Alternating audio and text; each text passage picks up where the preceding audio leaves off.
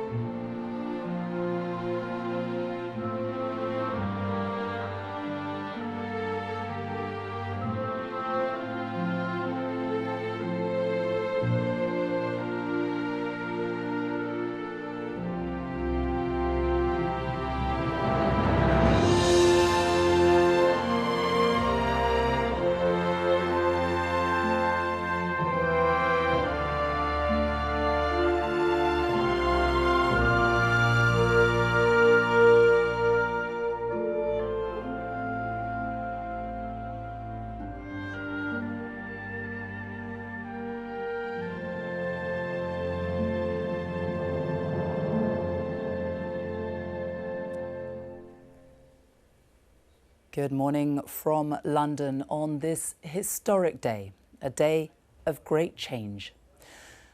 This is central London. St James's Palace in the heart of London is just a stone's throw from Buckingham Palace, where thousands of people have made their way since the death was announced of Her Majesty the Queen late on Thursday afternoon.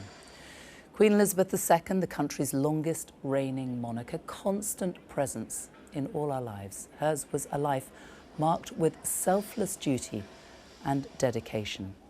The focus until now has been at Balmoral, where she passed away, and at Buckingham Palace, where huge crowds have been gathering. But today, the focus changes to here, to St James's Palace. The palace has been the residence for kings and queens of England for over 300 years. It was the official residence of the sovereign until the reign of Queen Victoria, when Buckingham Palace became the preferred residence. When the Queen passed away, her eldest son, Charles, immediately became king. And today, on this historic day for the monarchy and for the country, with solemnity, the Accession Council will meet at St James's Palace, and that is for the first time since 1952. There will be a proclamation today for the new monarch. Now, these proceedings have never been seen before on camera, but this morning we will see both parts of the Accession Council and the proclamation of the new sovereign. Well, last night the King addressed the nation and there was a service of thanksgiving for the life of Her Majesty the Queen.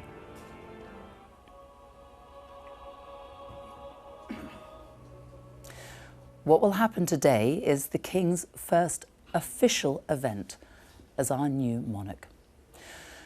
Now let's have a look at where the events are actually taking place this morning, because the focus will be here at St James's Palace, which is located just off the Mall, close to Buckingham Palace in central London.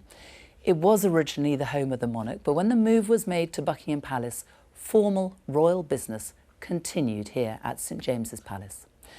The King is currently in residence in Clarence House next door, the former home of the Queen Mother, which has been the London residence of Charles since the death of his grandmother in 2002. In a short while, he will make his way from his home to St James's Palace to meet with the Accession Council for the first time. Now, once the council formalities have taken place, the principal proclamation of His Majesty the King will be made from the balcony of that palace overlooking Friary Court in the palace grounds. And Clive Murray is there for us now.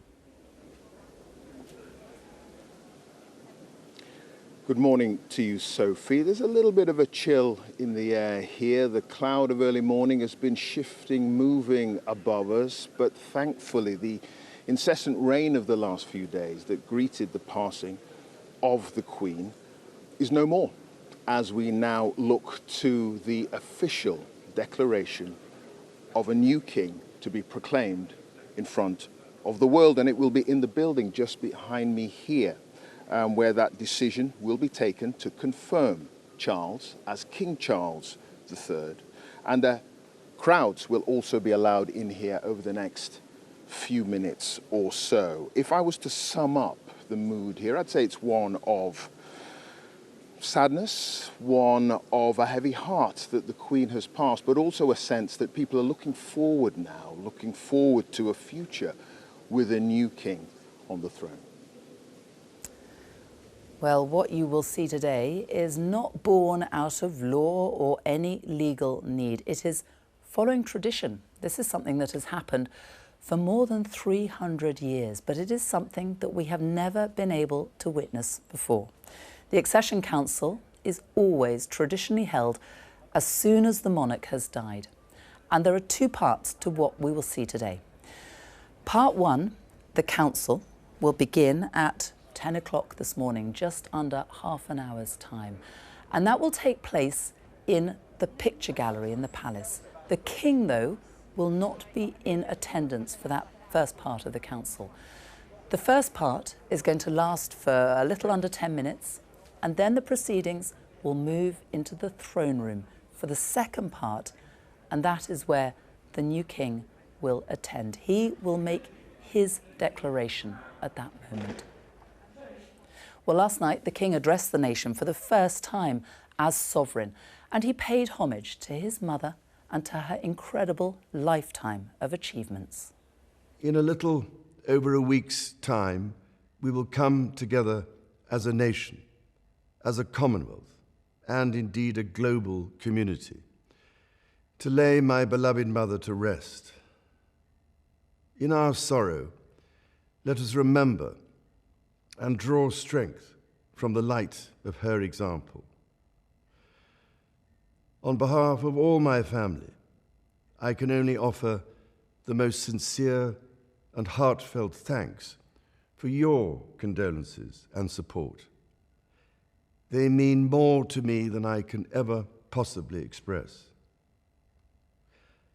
And to my darling Mama, as you begin your last great journey to join my dear late Papa, I want simply to say this: thank you. Thank you for your love and devotion to our family and to the family of nations you have served so diligently all these years. May flights of angels sing thee to thy rest. The tribute paid by the new king, King Charles III, to his mother last night in his first address to the nation. Well, I'm joined now by Professor Vernon Bogdanor, who is a Professor of Government at King's College London, and also by Robert Hardman, the Daily Mail journalist and author who has just written a new biography of the Queen. Good morning to both of you. It was quite a moment watching him make that address to the nation, very touching. His darling Mama he referred to. Just reflect now on the past 36 hours, Robert, and the huge seismic change that has taken place. Well, good morning, Sophie. Yes, seismic, I think, is the word, and at speed. We knew this was going to be a fast transition, but I don't think we appreciated quite how seamless and how swift it would be. The King has given this a great deal of thought. Obviously, he's the longest serving heir to the throne we've ever had. But I think he very wisely and appropriately, he never really discussed his vision of monarchy while the Queen was alive. He felt that was inappropriate. So we were all left guessing. And I now think very rapidly we are finding out that he, for example, just the fact that as soon as he came back from Balmoral yesterday, the first thing he did wasn't to go and meet advisors and staff and whatever. It was to get out of the car before he even entered Buckingham Palace and meet the people. And the very fact that we're here today, witnessing on TV something that's never been televised in centuries, I think it gives a very clear indication of where this is going. And it is the King who has given us permission to do this. Already a very visual monarch. He is in full public view right from the start. Absolutely. I think it will be a much more open monarchy. But you said a few moments ago it was a seismic change, but it's also a seamless change, which perhaps we take for granted, that there's no argument about who the head of state is. The new head of state takes up his office immediately on the death of his mother. If one lived in America or France, it would be quite different. There'd be a political debate about who the head of state should be.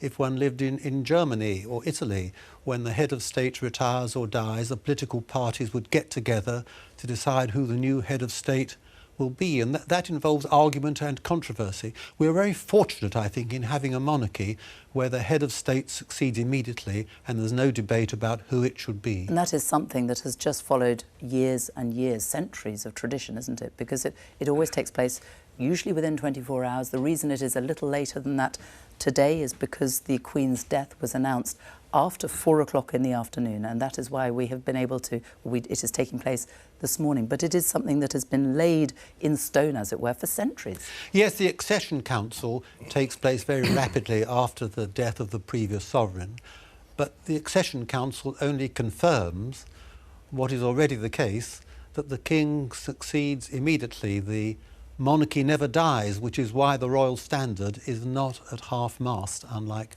other flags. So the key thing is there's no gap in the succession to the head of state, but the ceremony today is a symbolic ceremony confirming what we already know, that we have a new king. And we saw, Robert, the new king arrive yesterday. He flew down from Aberdeen. He arrived at RAF Northolt, and we saw him on the tarmac there. And as you say, he went straight to Buckingham Palace, and he took part in a walkabout on his own. The Queen Consort was with him.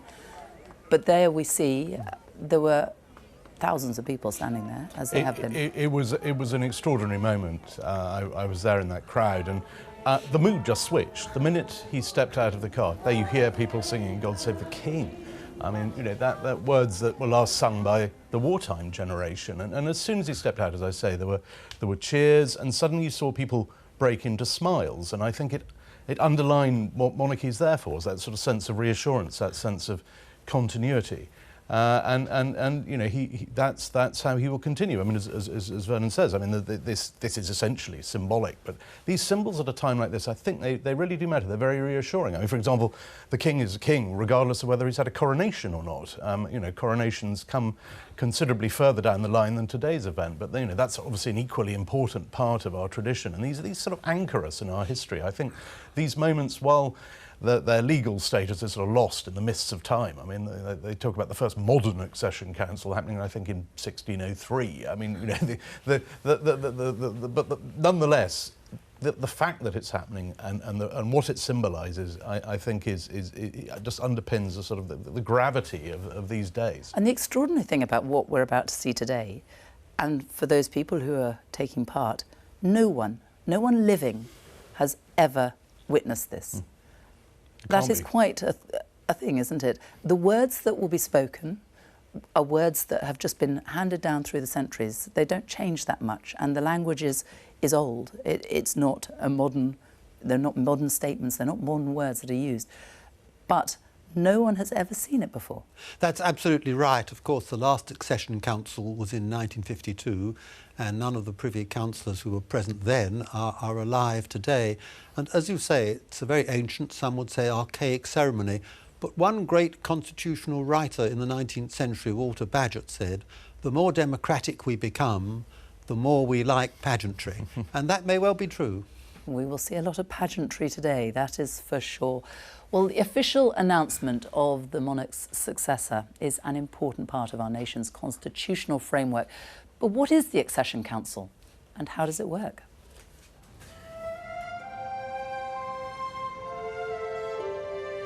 Today at St James's Palace, there will be a special meeting of the Privy Council. In general, the Privy Council acts as advisors to the monarch, a link between the head of state and the government of the day. At the meetings, tradition has it that everyone remains standing. There are over 700 members of the Privy Council, drawn from politicians, some of whom, but not all, will have held high office, and members of the royal family, the clergy, and the judiciary, all appointed for life.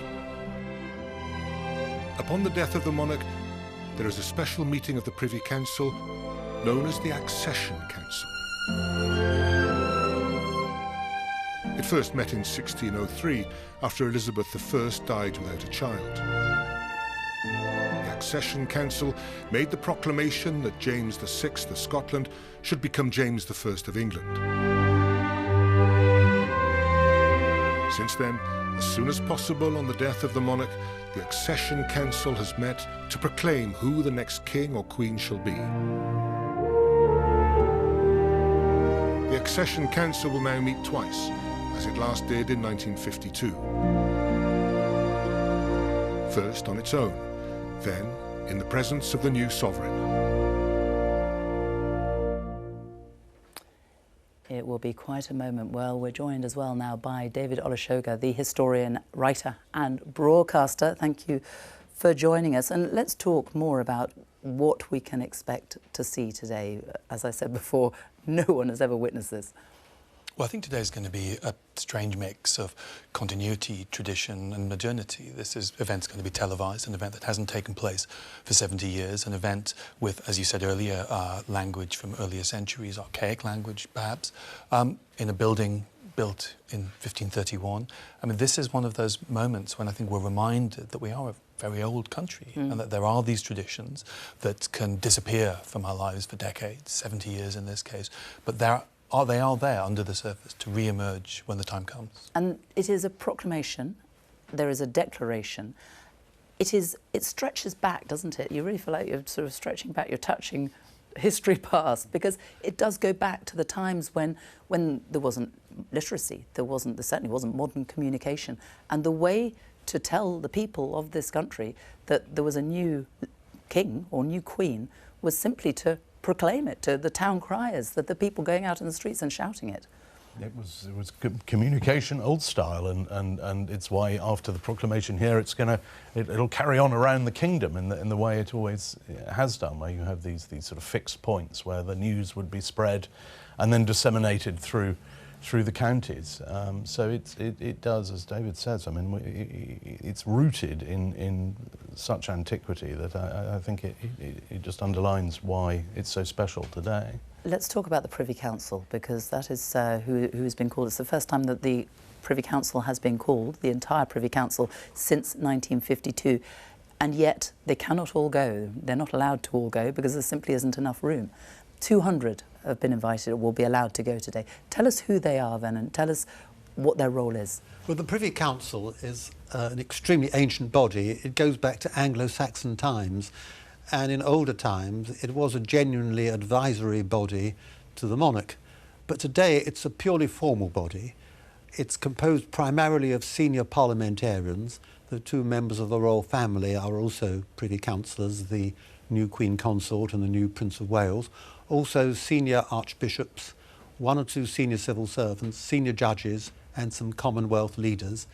And the whole Privy Council, as you say, it only meets on this sort of occasion, but as you also said, they can't all meet in St James Palace or the floor would creak. So only very senior ones are coming. And I think there's been a ballot for about 30 places for the rest. And I gather some Privy Councillors have been asked, please don't come. And I think there's a bit of annoyance about that, but it is inevitable because the palace cannot contain over 700 people. But their role, I mean, when you talked about from ancient times, from Norman times, but their role then was to advise the monarch, wasn't it? They ruled alongside the monarch, really. Indeed. But now, of course, the cabinet rules and the Privy Council's functions are purely formal and ceremonial. It's an ancient body and it has no real substantive significance. OK, but we will see today 200 or so, 200 we think, Privy Councillors in St James's Palace, in the picture gallery where it all begins, all robed up and watching on, really quite, very significant, if not, these are not legal proceedings, are they? But an incredible moment of tradition, David. It's a moment of tradition, and I think if you think a few days ago, our minds were entirely in the 21st century. We were thinking about the war in Ukraine, we were thinking about the energy crisis, and we're now discussing ceremonies that are centuries old, taking place in a 16th century building. We have gone through a sliding doors moment, and we're suddenly reminded that there are these traditions, that there are these layers of constitution and practice which can be activated. So it is very strange when you think how fast this has all happened, as has been said earlier, that we now find ourselves in this world of deep, deep tradition. And yet our leaders of today are so keen to be there. I mean, there are now, as Vernon was saying, 720 Privy Councillors, or most of whom wanted to be there, and they've had to ration it to 200. But I mean, for all of them, this is a very big thing to be present at this. I mean, if they were all present, as Vernon said, I mean, there was a complaint a few years ago that if they all turned up, they'd need to book the Albert Hall. So they had to have a lottery. But what a moment of change as well, because it's not just the new king. We're going to see shortly members of the Privy Council who include the new Prime Minister, who include the new Lord President of the Council, who is now Penny Mordaunt. People who've only just been put in place in the last few days. Steep learning curve for everybody, I think. It really is. Well, let's go straight to St James's Palace now and join Clive again. Yeah, Sophie, we're expecting in the next few minutes or so something like 800 or so people. They're gathered, members of the public gathered just to my right down there behind gates, but they're going to be allowed to come in here into the forecourt for what will, of course, be a historic moment, to be part of history. And that's the whole point of the ceremony and the meeting today, to make this public declaration of a new king. And that proclamation itself will come from the balcony just up there behind me, with the French windows open, ready. And the announcement will come from the Garter King of Arms. And that, of course, will come after the meeting of the 200 or so, as you've been discussing, members of the Accession Council, drawn largely from the Privy Council. And in the last few minutes, we saw a succession of ex-prime ministers making their way here through the court to go into the building, from John Major, Tony Blair, Gordon Brown, David Cameron, Theresa May, and of course Boris Johnson. And I suspect that there will be a lot of people here who don't have memories of what happened 70 years ago. This will be such a historic moment. Well, the proclamation of a new monarch is an historic and often pivotal moment in the life of our nation, and it has been 70 years since the last proclamation.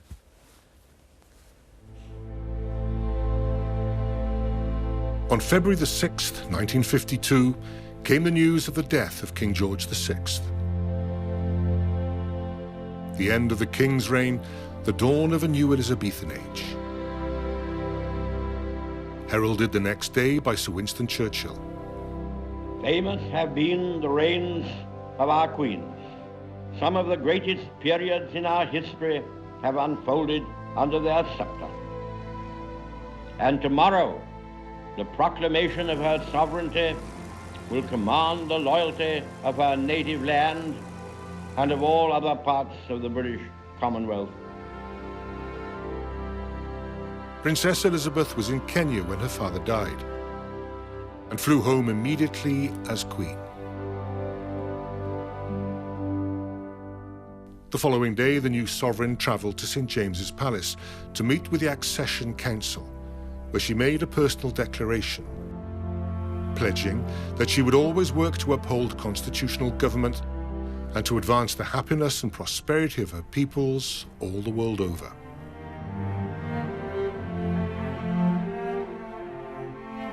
This was followed by the public proclamation at St James's Palace. Publish and proclaim that the high and mighty Princess Elizabeth Alexandra Mary is now, by the death of our late sovereign of happy memory, become Queen Elizabeth II. Since the proclamation of the Queen's great-grandfather, Edward VII, in 1901, St James's Palace has been the traditional home for the ceremony. The proclamation of his heir, George V, was watched by the King's sons, Edward and George, both of whom would become sovereign. First, Edward VIII, who abdicated after less than a year, leading to the accession of his younger brother, the Queen's father, George VI.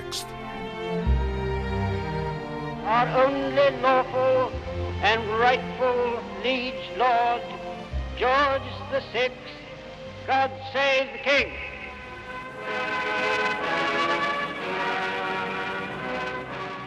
St. James's Palace, where kings and queens have been proclaimed for hundreds of years, the rites and rituals of which will be seen and heard once again today. Well, that will begin, that Accession Council, very shortly, in about 5 or so minutes' time, at 10 o'clock this morning. Part 1 begins in the picture gallery, which is starting to fill up now with members of the Privy Council, the people who have been invited. There they are, gathering in the picture gallery at St. James's Palace. And Vernon Bogdanor, talk us through again who is there and what we're about to see in this Part 1, because the King will not be there. The Accession Council is composed primarily of Privy Councillors, and they are mainly senior parliamentarians, leading members of the Church of England, Commonwealth leaders, senior judges, and a few civil servants. And we can see many leaders, former leaders, past and present there, lining up front row. David Cameron, Boris Johnson was there, Keir Starmer, and they are all members of the Privy Council by right, aren't they? If you're in the Cabinet, you are a member of the Privy Council. The majority of Privy Councillors are senior parliamentarians, past and present, and as you say, they are all there today.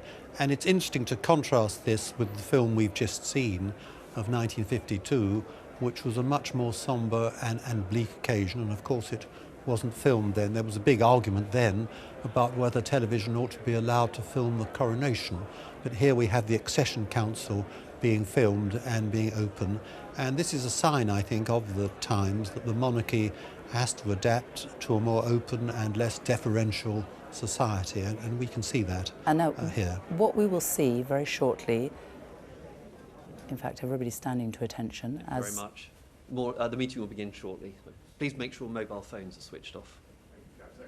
So that is the initial announcement, just alerting people to the fact that it will begin shortly. But in a few minutes' time, what we will see is what is called the platform party, who will arrive. And that includes the Queen Consort and the new Prince of Wales. We're having to get used to these titles, but the new Prince of Wales, Prince William. It is a process of adjustment, as you say. I mean, this has changed. I think things are about to start.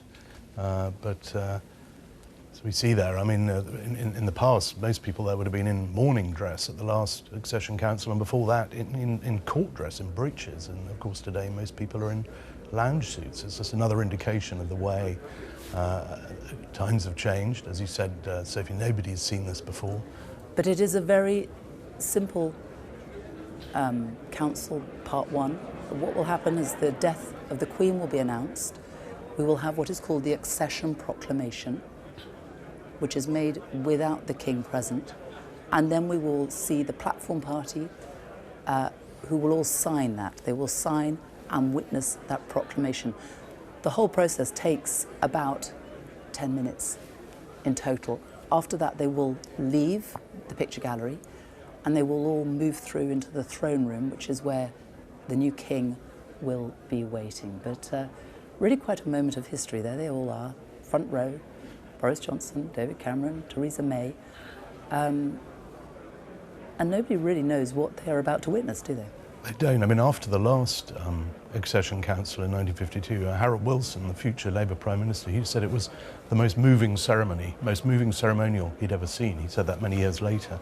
So there is a very human dimension to this. Once the monarch's, issuing stating the personal declaration, and then the Queen, I mean, with tears in her eyes, was saying, "My heart is too full today to say anything other than I will uphold my father's values." I mean, that's the human dimension. So as well as all the dry and dusty constitutional element, that there is a human core to what we're about to see. The personal declaration, which is in the second part of the ceremony, will set the tone for the new King's reign. The speech yesterday was primarily a very moving tribute to his mother, the late Queen, but he will, as it were, set out his own position, I think, in the second part of the ceremony. So what you're about to see is the royal party and the platform party who are moving into the picture gallery now.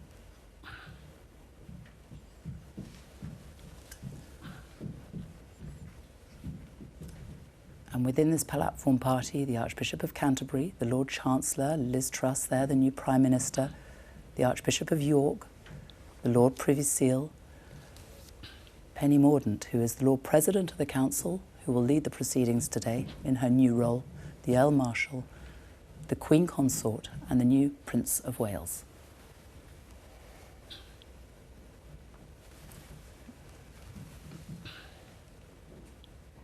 The business for part 1 of the Council. My Lords, it is my sad duty to inform you that Her Most Gracious Majesty, Queen Elizabeth II, has passed away on Thursday, the 8th of September, 2022, at Balmoral Castle. I propose that, when certain necessary business has been transacted, a deputation consisting of Her Majesty, His Royal Highness, the Archbishop of Canterbury, the Lord Chancellor, the Archbishop of York, the Prime Minister, the Clerk of the Council, and myself shall wait on the King and inform him the Council is assembled. I now call on the Clerk of the Council to read aloud the text of the proclamation.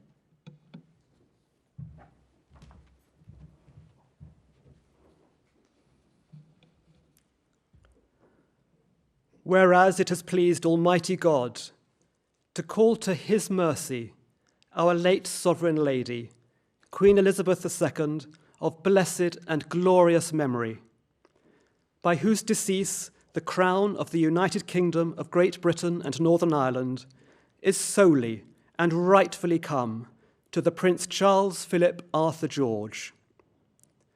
We, therefore, the Lords spiritual and temporal of this realm, and members of the House of Commons, together with other members of Her late Majesty's Privy Council, and representatives of the realms and territories, aldermen and citizens of London and others, do now hereby, with one voice and consent of tongue and heart, publish and proclaim that the Prince Charles Philip Arthur George is now, by the death of our late sovereign of happy memory, become our only lawful and rightful liege lord, Charles III, by the grace of God of the United Kingdom of Great Britain and Northern Ireland, and of his other realms and territories, King, head of the Commonwealth, defender of the faith, to whom we do acknowledge all faith and obedience with humble affection,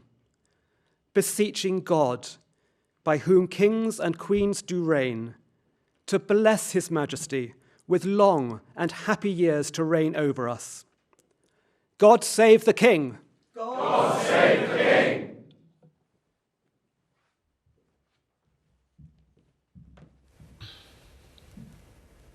I now invite those on the platform to sign the proclamation.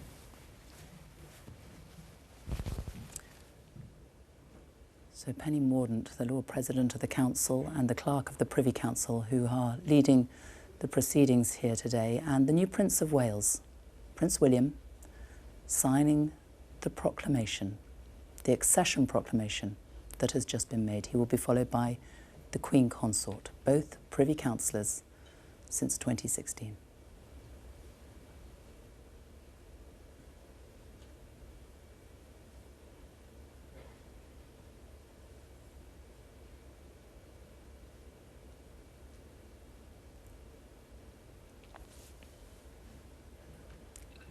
And now other members of the platform party, beginning with Penny Mordaunt,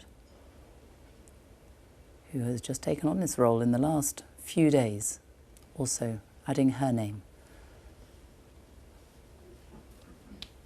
And the new Prime Minister, Liz Truss.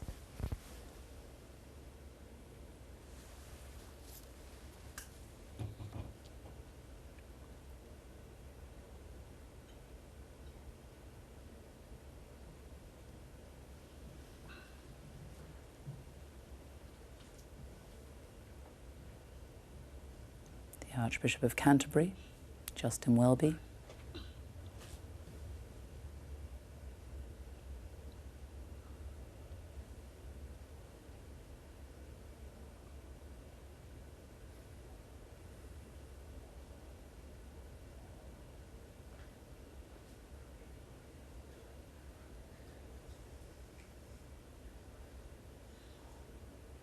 And he is followed by the Archbishop of York, Stephen Cottrell. I'm just going to bring you in here, Vernon Bogdanor, because you've studied this over the years. You've never seen it before. What have you made of it so far? It is a very moving and solemn ceremony, rooted in the past, but a confirmation of the fact that Charles III is the king. It doesn't make him king, it confirms the fact that he is the new king. And as I say, it's a very solemn and moving moment, which perhaps many of us will never see again. Indeed. And hearing, as we have done only a handful of times over the past few days, God Save the King, it takes some getting used to, doesn't it, Robert? It still does, and I think it was very powerful when you saw all those former prime ministers who've known the Queen so well, all together saying, God Save the King, and also the slight tremble in the voice of the clerk of the council, Richard Tilbrook, there as he read out what will be the proclamation. I mean, people in that room are feeling very moved, and it's not surprising. And there we see, of course, there's the Earl Marshal, like everyone else, with black armbands. It's, as you said, I mean, this is what we're seeing, no one's seen before. Drafts of 8 orders of council. 1. Ordering the proclamation to be printed and published in specialist supplements in the London, Edinburgh and Belfast Gazettes. 2. Directing the Lord Chancellor to affix the Great Seal to the proclamation proclaiming His Majesty King Charles III. 3. Directing the kings, heralds and pursuivants of arms to attend at the Court of St. James to proclaim His Majesty King Charles III. 4. Directing the Lord Mayor, the Court of Aldermen and Commons of London to attend at the Royal Exchange to proclaim His Majesty King Charles III. 5. Directing His Majesty's Secretary of State for Defence to give directions for the firing of guns at Hyde Park as soon as His Majesty is proclaimed. 6. Directing the Constable of His Majesty's Tower of London to give directions for the firing of guns at the Tower of London as soon as His Majesty is proclaimed. 7. Directing His Majesty's Secretary of State for Scotland to cause the proclamation for proclaiming His Majesty King Charles III to be published in Scotland. 8. Directing the Clerk of the Council to issue circular letters for causing His Majesty King Charles III to be proclaimed, are hereby approved, and that concludes the business for this part of the Council. I now invite the deputation party to accompany me to wait on the King in the Council chamber.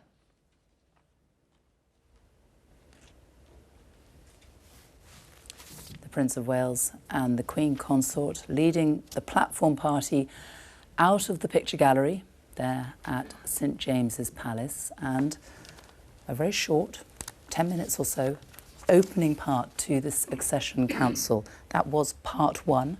The proceedings will move shortly into the throne room. The party now goes into the council chamber, which we won't see, but they will all move there and greet the new king.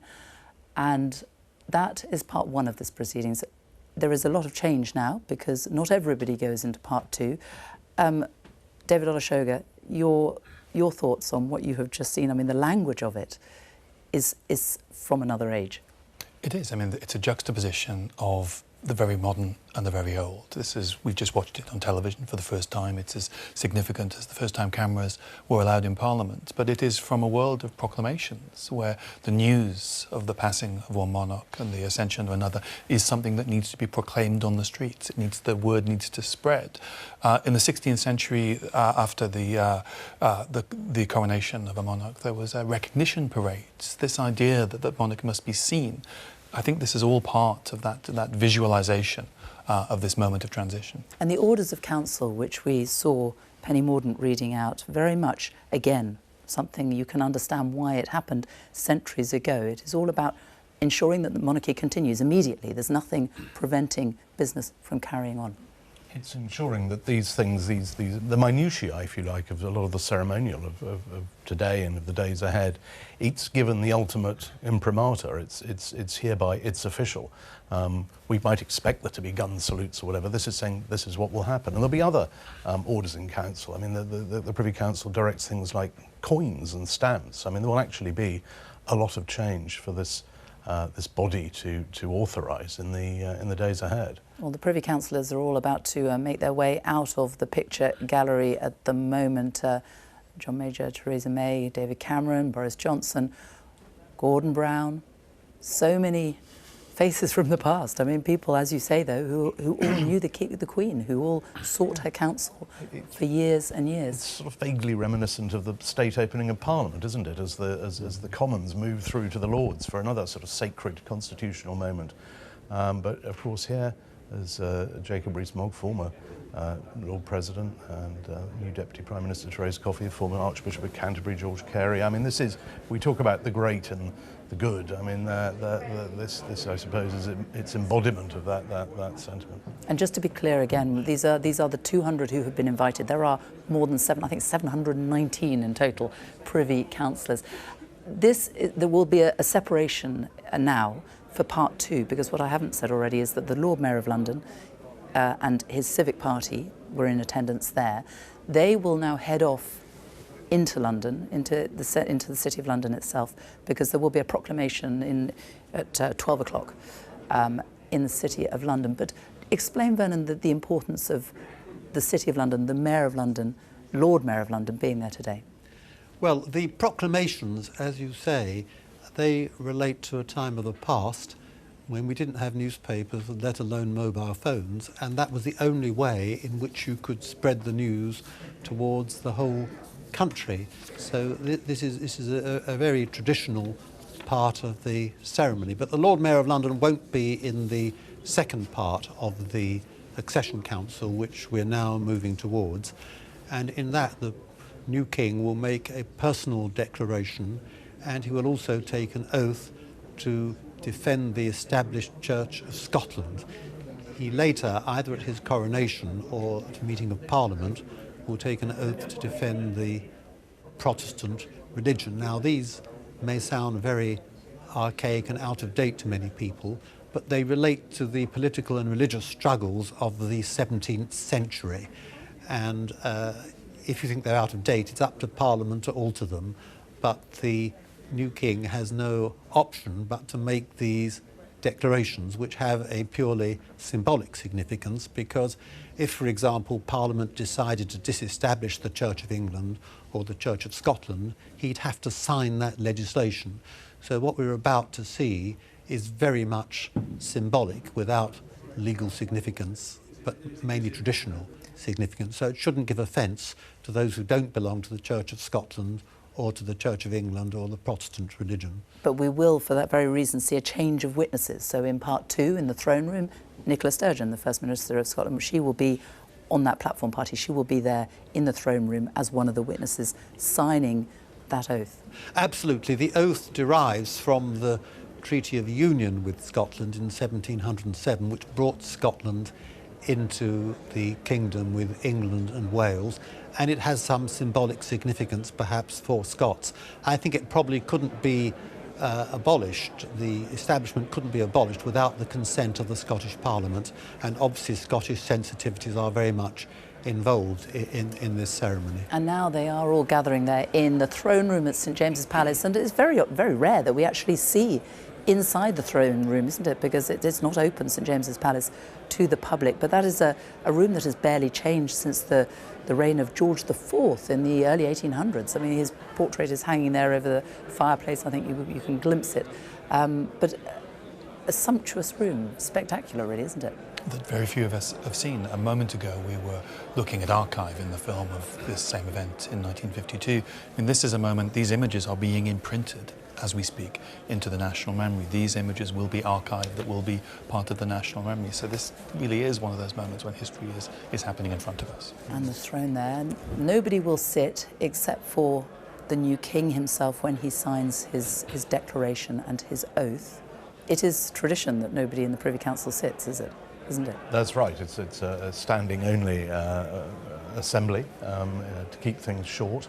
I mean, it's what it does on a monthly basis. I mean, it could be anything from legislation to do with the Channel Islands to charters of chartered bodies. I mean, it deals with a lot of the things that Parliament doesn't have the time to deal with. But today, it is at its absolute, the essence of what it's there for, which is to appoint our head of state.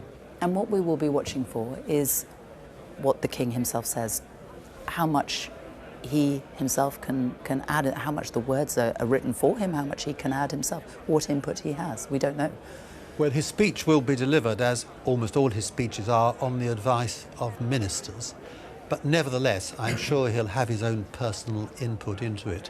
But as I said a few moments ago, it will set the tone of his reign, the atmosphere in which he chooses to become king. So it will be worth listening to very carefully, I think. And while we have not seen what goes on before, we have read about it. And when the Queen, when she made her declaration, hers was fairly brief, wasn't it? She said, I think my heart is too full to say much more. To say any more than that I will uphold, follow my father's work and govern according to constitutional government.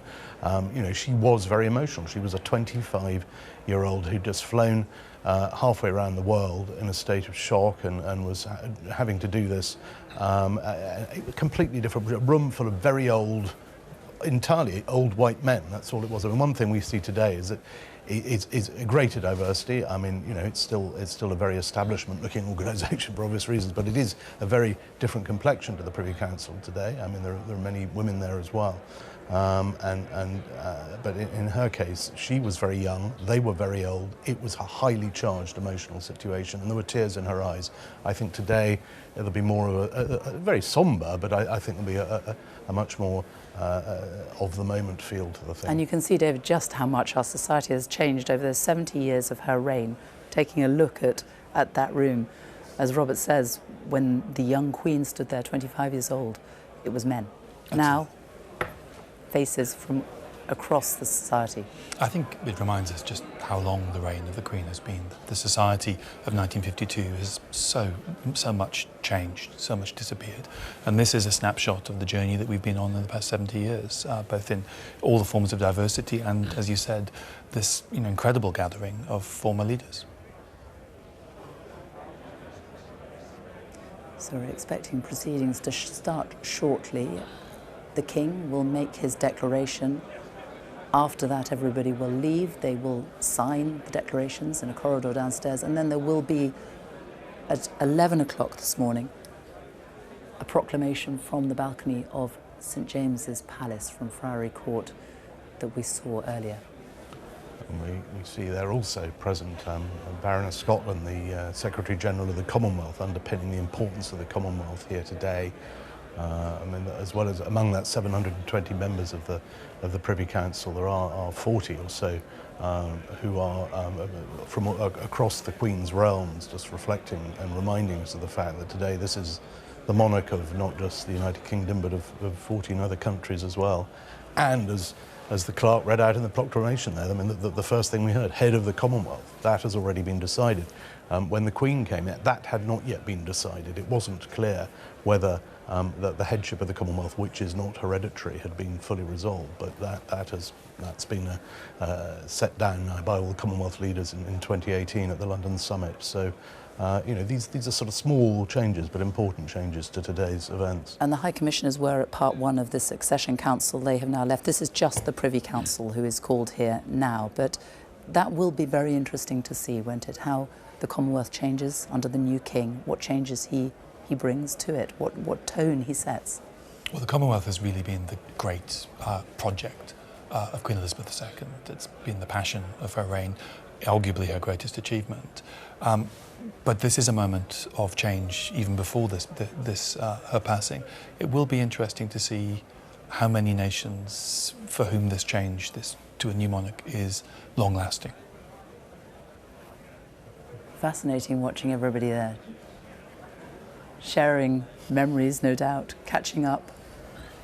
And so many of them who spent a lot of time with the Queen, who as Prime Minister will have week in, week out, had their audience with the Queen and really valued that. They've all spoken about how important that was. There are 6 former Prime Ministers present, and I think it's the first time we've ever had 6 former living Prime Ministers. There's been such a large turnover, particularly in recent years.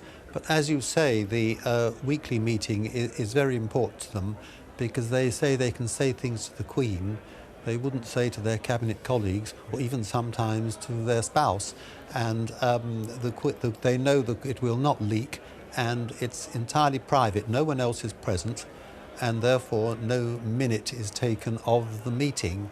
And it does enable Prime Ministers to unburden themselves, and no doubt they benefit from the fact that the head of state has a different perspective on things and may say, have you thought about this or that? This happened a few years ago, it didn't work out well, perhaps it won't work out well today.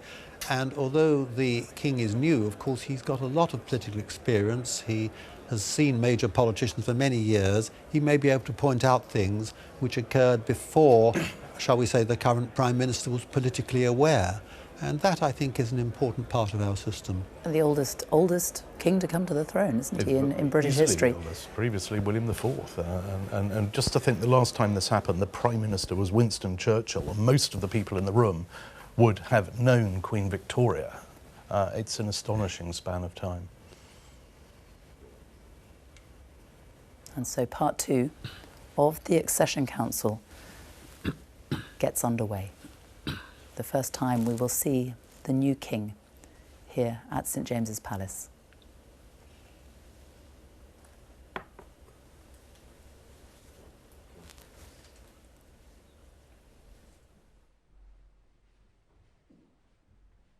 Have the party of witnesses led there by Penny Mordaunt in her new role,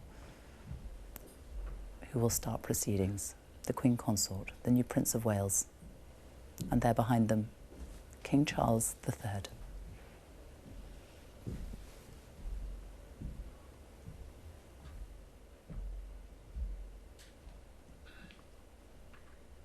Business for part 2 of the Council. Your Majesty, to make your declaration.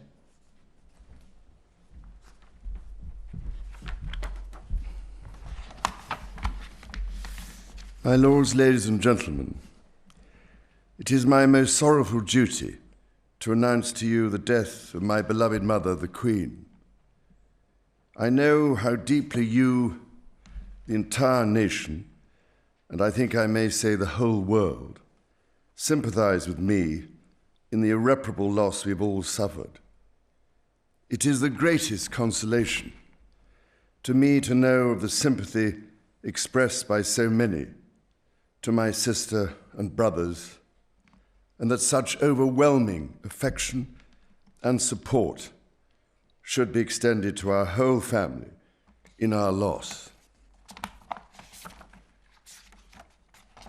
To all of us as a family, as to this kingdom and the wider family of nations of which it is a part, my mother gave an example of lifelong love and of selfless service. My mother's reign was unequaled in its duration, its dedication, and its devotion.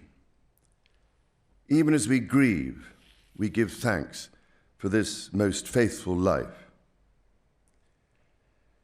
I am deeply aware of this great inheritance and of the duties and heavy responsibilities of sovereignty which have now passed to me. In taking up these responsibilities, I shall strive to follow the inspiring example I have been set in upholding constitutional government and to seek the peace, harmony, and prosperity of the peoples of these islands and of the Commonwealth realms and territories throughout the world. In this purpose, I know that I shall be upheld by the affection and loyalty of the peoples whose sovereign I have been called upon to be, and that in the discharge of these duties, I will be guided by the counsel of their elected parliaments. In all this, I am profoundly encouraged by the constant support of my beloved wife.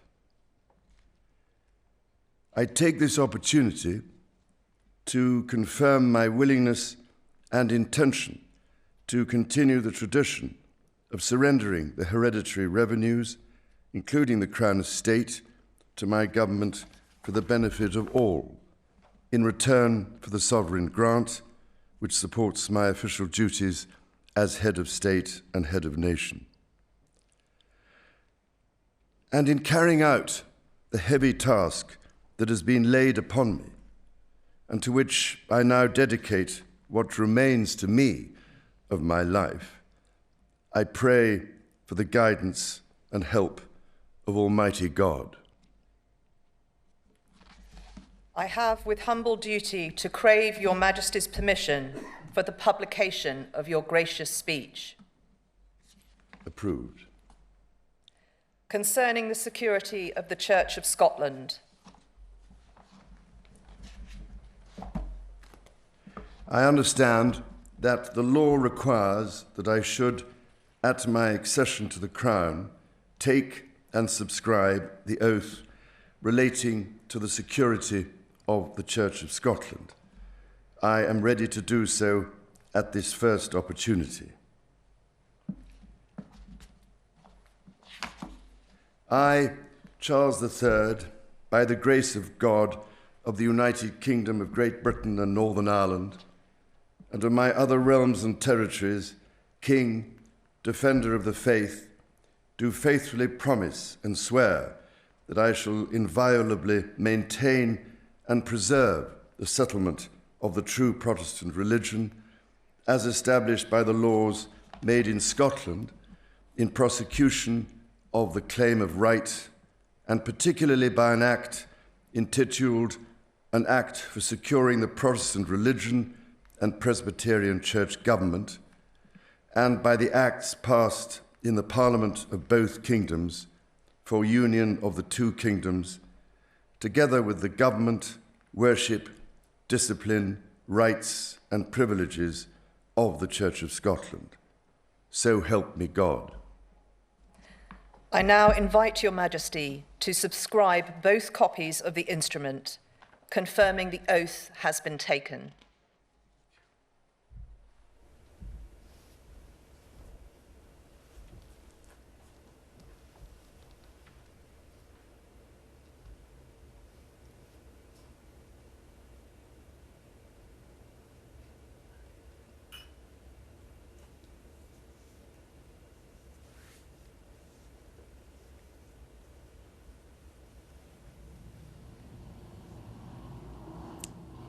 A signature from the new King on the oath that he has just declared in front of the Privy Council.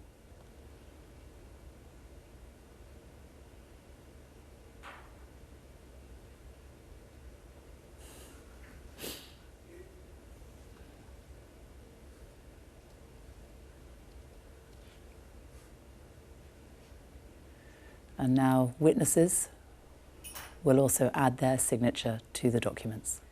I now invite the witnesses to His Majesty's oath to sign both copies of the instrument. And that will begin with the new Prince of Wales, Prince William.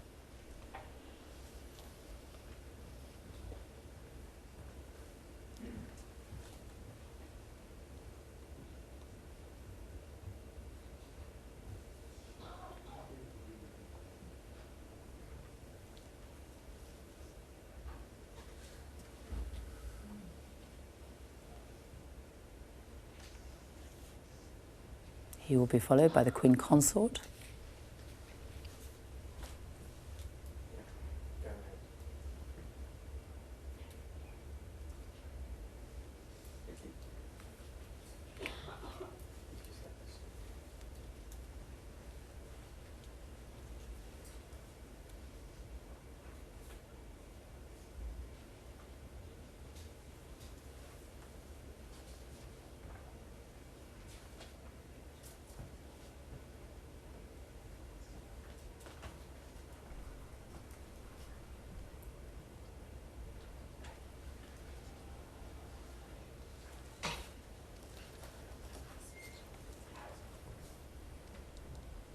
And now those documents are being turned around because there are other witnesses waiting by the side of the platform who will also add their signatures to it.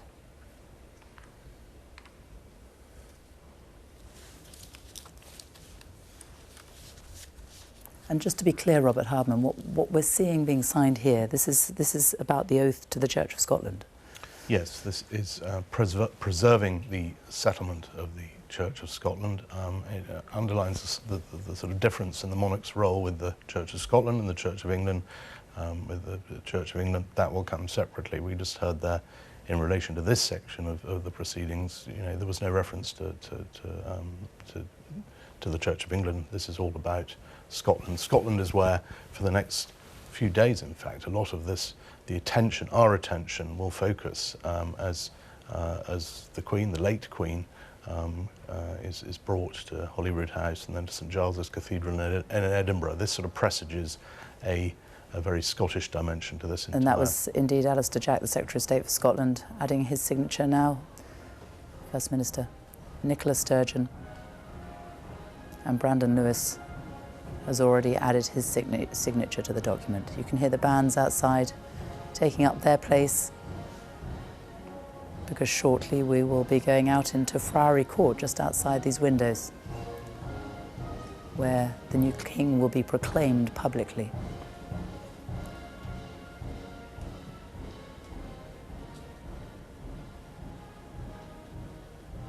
The Lord Advocate of Scotland, Dorothy Bain, adding her signature to both copies of that oath.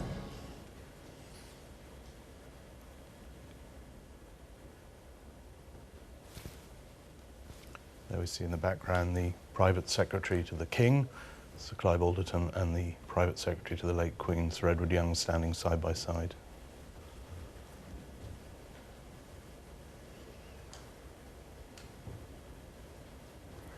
And that the Lord President of the Court of Session, Lord Carloway, who is the last, I think, to sign the oath.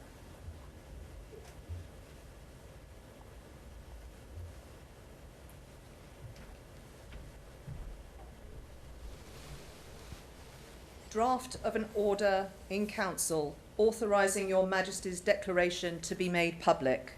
Approved. Draft of an order in Council for recording the oath relating to the security of the Church of Scotland, to be transmitted to the Court of Session, to be recorded in the books of Sederant, and afterwards lodged in the State Papers of Scotland and in the Council Register. Approved. Draft order in Council determining the form of proclamation for proclaiming Your Majesty in the realms and in the British Overseas Territories. Approved. Draft of an order in Council authorising the Lord Chancellor to make use of the Great Seal for sealing all things whatsoever that pass the Great Seal until another Great Seal be prepared and authorised. Approved. Draft of an order in Council authorising the Lord Privy Seal, if need be, to make use of the existing Privy Seal until another Privy Seal is prepared and authorised. Approved. Drafts of 3 orders in Council authorising Your Majesty's principal Secretaries of State, the Lord Chancellor of the Exchequer and the Chancellor of the Duchy of Lancaster, to use the existing seals until other seals be prepared and authorised. Approved. Draft of an order in Council authorising Your Majesty's Secretary of State for Northern Ireland to make use of the existing Great Seal of Northern Ireland until another seal be prepared and authorised. Approved. Draft of an order in Council authorising Your Majesty's First Minister of Scotland to make use of the Great Seal of Scotland until another Great Seal of Scotland be prepared and authorised. Approved. Draft of an order in Council authorising Your Majesty's First Minister of Wales to make use of the existing Welsh seal until another Welsh seal be prepared and authorised. Approved.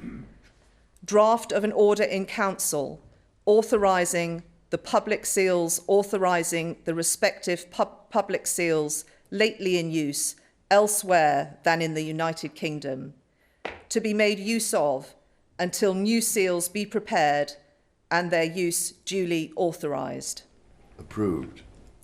Draft of an order in Council confirming Your Majesty's wishes in relation to the Sovereign Grant Act 2011 to continue the tradition of surrendering the hereditary revenues, including the Crown Estate, to your government for the benefit of all, in return for the sovereign grant, which supports your official duties as head of state and head of nation.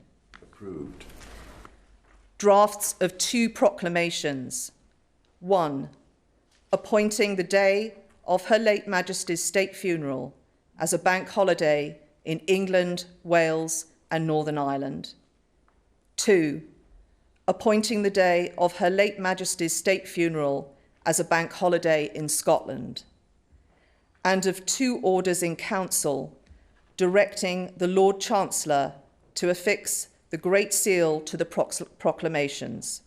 Approved. I now invite Your Majesty to sign both proclamations.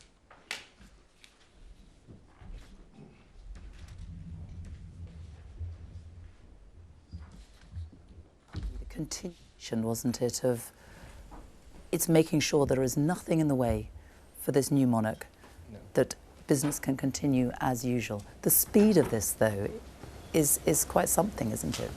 It is something, and I thought in the King's declaration, I mean, he was going out of his way to emphasise continuity, continuity. That's what monarchy stands for. Everything I do will be following the inspiring example of my mother, he said. You know, irreplaceable, he called her. There was a human dimension in there as well. He talked about his sister and his brothers. But there was business in there as well. Very interestingly, he alluded and that, to Your Majesty, concludes today's business for the Council.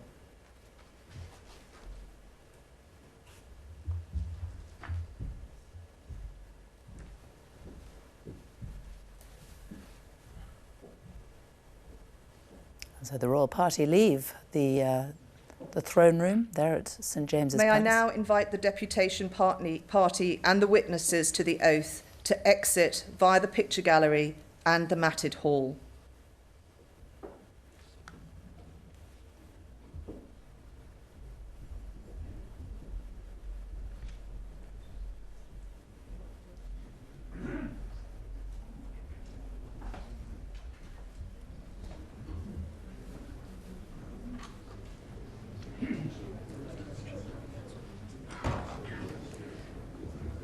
I now ask Privy Councillors present to exit via the picture gallery and the matted hall and invite you to sign the proclamation, which is laid out in the lower corridor.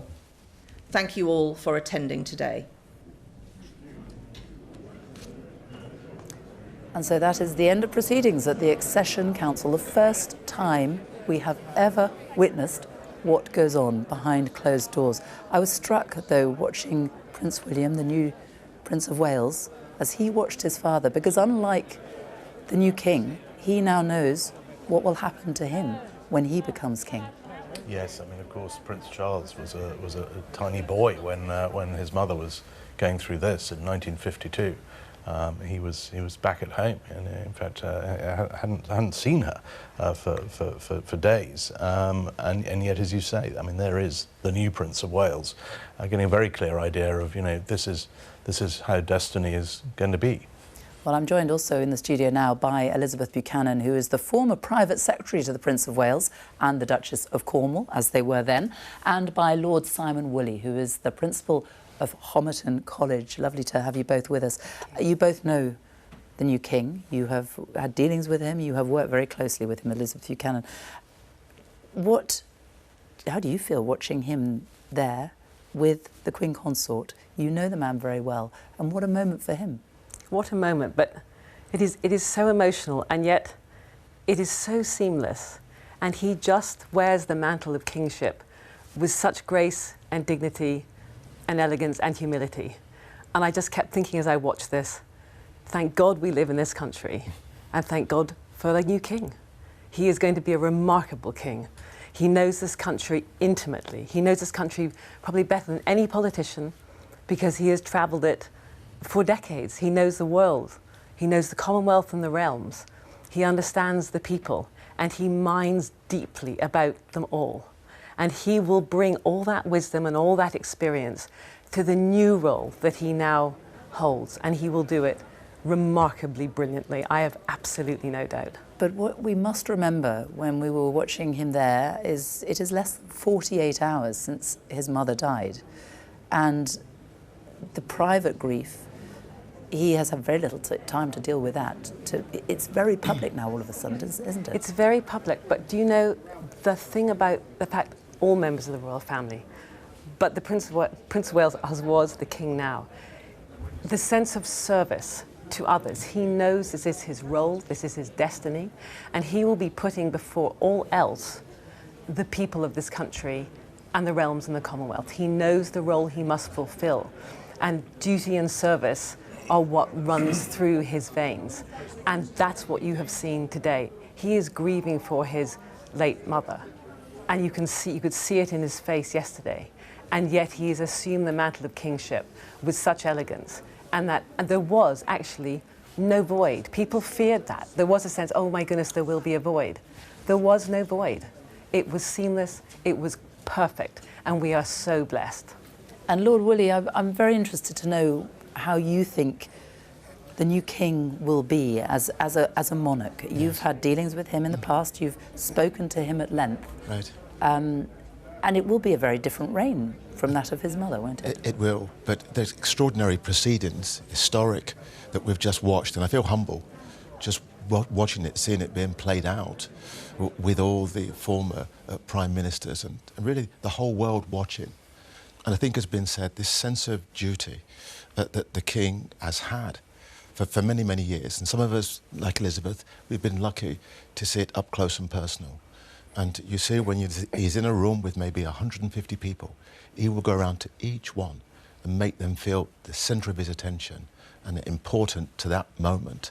And that is a sense of duty, a sense of purpose, which actually I think he's taken from his mother. And it's extraordinary to see. And unlike his mother, though, he has waited so long to become king. He is king at 73 years of age. Yes. This has been a long time coming. So he has been able to watch his mother over the years, over the decades. He has seen firsthand what she does. The Queen, so young when she came to the throne and so unexpected. It is very different, isn't it? It is very different, but I think it's a time to find his own voice. And I think, as has been said, he travels around the world, around the country, speaking with young people, with old people, with people like myself. You know, when we met, I was a political activist and talking about Black Lives Matter. And one of his aides, Dame Martina Milburn, said to the then Prince, I think you need to speak to Simon Woolley. And so, you know, within a heartbeat, I'd got a call to say that the Prince would like to speak to you. And I thought we were going to have a conversation on Zoom. but, you know, it was COVID times as well. But no, he said, I want you to come to my house, Clarence's house. And we were due to speak for 30 minutes about really bridging that gap between the young and the old and black and white, and the tensions that were going on with Black Lives Matter. 30 minutes we had scheduled. We spoke for over 2 hours. Oh, really? It was incredible. And like I'm chatting with you, it was on his balcony in Clarence House overlooking the Mall. He leant over and he said, Simon, what can we do? How can we give these young people that have taken to the streets, how can we give them hope? How can we give them a sense of belonging? You know, and I'm a kid from the council estate, speaking to the then future king, and he's asking me for advice. And in that humility to say, I don't know, but if I bring people like you and have the conversation, then together we can make a difference. And then from that conversation, there were many other conversations. And I would say to him, look, you know, I think that you can be a great convener to a lot of good people. And he said, let's do it. And we went around the country, we had the conversations. And you saw many young people who, you know, might be fearful of meeting, you know, the future king. He would make them feel at home. He would listen to them, and great conversations were had. Well, we're going to talk about more of that in a moment, but right now we're going to go back to Friary Court, which is the courtyard outside St James's Palace, and that is where the proceedings this morning now resume. Clive Murray is there for us right now. Clive. Yeah, hi there, Sophie. The King's Guard and Band are in position for a performance a little bit later on. But I have to say, the atmosphere here is quite surreal. I'm surrounded by about 1,000 people, and you can hear whispered conversations, a bit of murmuring in the crowd, but essentially there's a hush. Listen. There's a silence. There's a sense of solemnity that this is such a historic and important moment that requires a little bit of quiet. And for quite a while here, actually, all you could hear was birdsong and the sound of the guardsmen's hobnail boots on the ground. But we're waiting for the proclamation. It's going to be coming pretty soon. And I've got a member of the public here, Anjna Taylor, living in Canada, who's come over and wanted to be at the front of the queue actually here to see the proceedings. Anjna, thank you for joining us. Why was it so important for you to be here? It's very important for me to hear because the Queen Elizabeth, she served the country so well for so very long in a very dignified way. She brought the Commonwealth together in times when it was difficult, but she still kept it all together. And now I was flying in from Toronto on the day that she passed away. I was at Heathrow when I learned that she was now taken very ill. At that point, I was still in disbelief that it would come to her passing away a few hours later. And when I learnt of her passing, I shed a tear, for she was really a queen of all people. She was very neutral and very, very, very good. But what are your thoughts now on King Charles III? I think King Charles III is going to be a fabulous king. I do believe he is very much in touch with the people. I think that he was also very ahead of his time on saving the planet and the environment. Okay, Anjna, thank you so much for joining us. Thank you. We're getting that proclamation, obviously, in the next few minutes or so. And with that, it's back to you. Clive, thank you. Well, David Olusoga is back with me, and I'm delighted that we're now joined by Sir Tom Shabir, who is the former CEO of the Prince's Trust and worked alongside the new king, as he is now, for more than 20 years and worked a lot in this palace, didn't you, Tom? Worked in that. He gave me that office behind with the crenellations. Wonderful person to work for. It happened by accident. I had a nice job being a civil servant in France. Someone told me about an organisation called the Prince's Trust, and they were looking for someone to be its first director. And certain trepidation turned up for an interview, as it was in the garden at Highgrove. And I was imagining, you know, great formality. In fact, we had an argument. Quite a healthy argument about, you know, whether community service should be compulsory for everybody, every young person, or not. Maybe it should be. I was quite certain it shouldn't. And to my astonishment and surprise, I got the job and started from scratch. A wonderful experience. extraordinary man. What kind of king will he be, do you think? Because you did spend more than 20 years by his side. You hear a lot of speculation, don't you? And you read a lot of speculation about a person with strong views, fine to be Prince of Wales, not so fine as a king. He's absolutely clear about that, and I have absolutely no doubt. He won't be lobbying government ministers, as has been suggested. You saw him just now. He's a monarch. He's the sovereign. And he'll be just great at it. And the proceedings today, I'm so pleased. He must have been behind it. I knew nothing about it. Putting all that on television, which makes the whole thing open. Here I am. It's perfectly clear what my relationship with all these powerful individuals on the Privy Council and the people of this country, and he'll be great at it. And what we're about to see now is the proclamation, which is going to be read in the courtyard there, Friary Court, at St James's Palace. It will be read on the balcony. We've seen the window, which is open. It's not actually open, it's been taken out, hasn't it? As it is for these occasions, because it is such an old part of the palace, dates back to the Tudor times. So they physically have to take the window out in order for the party to go out there, the Garter King of Arms, who will go out there and make the first principal proclamation. Talk to us about the significance of what we're about to see, David.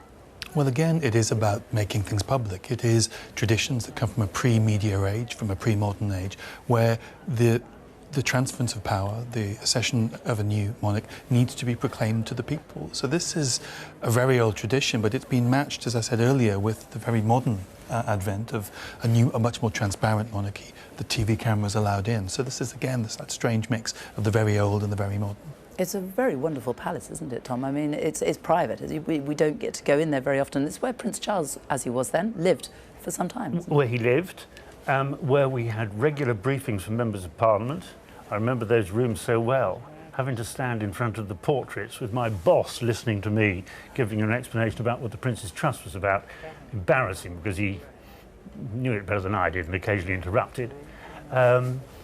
There's a wonderful fireplace, which you won't see on the cameras, in that Tudor residence, which has an H and an A, Anne Boleyn and Henry VIII, a remembrance of the past, a rather tougher king. And we saw earlier those wonderful archive images of the last proclamation that we have seen from that balcony, which was, of course, the Queen's. 70 years ago, though. We have not seen anything of its like since then. 70 years ago, and those archive images we saw earlier were modern for their time. That was a revelation that was filmed, that the coronation was going to be filmed and broadcast on television. So this ability to find ways of keeping pace with modernity, finding ways of keeping pace with the public interest in the monarchy, again, I think we're seeing that today. But what did you make of just the language we have heard? Talk of the royal seals, the language that really dates back centuries, and hearing it today, it really does feel like you're touching the past, doesn't it? Well, in so many ways, the past is part of what we've just seen. We're in a 16th century palace. The language about Scotland and the Church of Scotland is a reflection of the complicated negotiations that led to the Act of Union in 1707.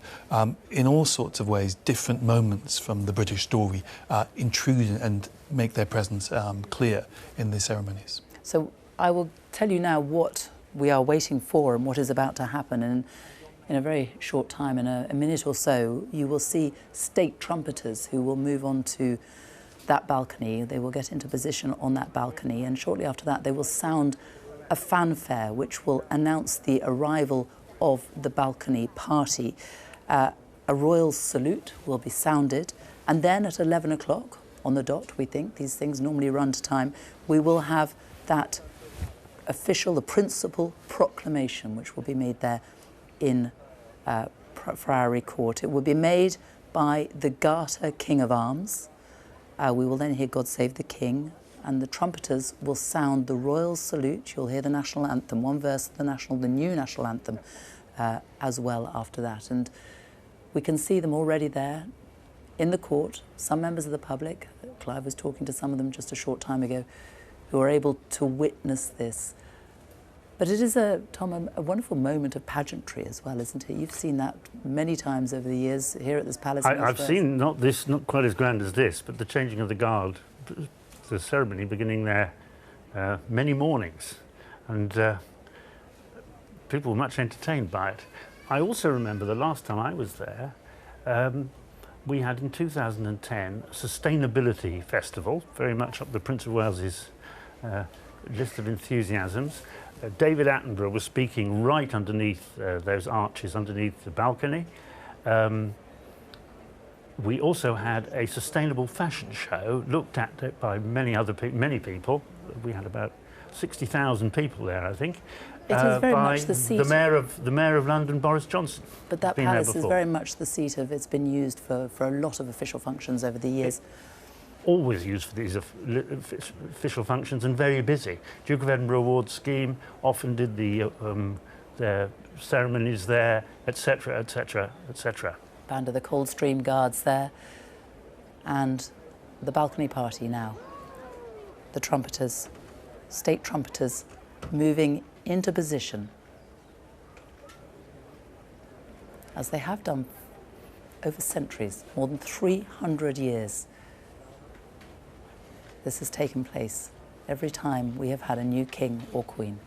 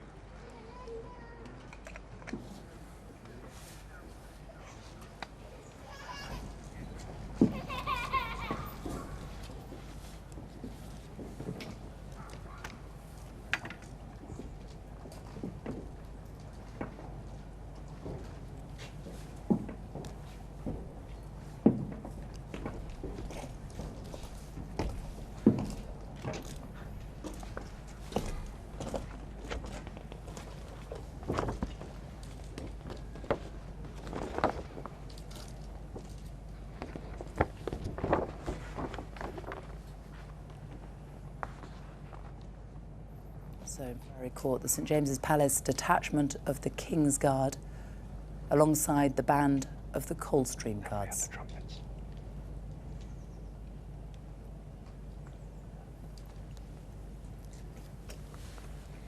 And on the balcony there, the trumpeters, the state trumpeters of the Household Cavalry.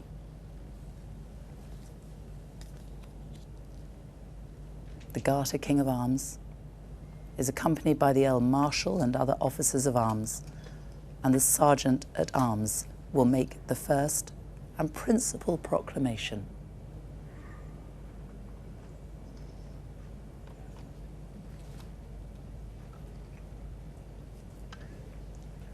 David Vines-White, the Garter King of Arms, who will shortly speak.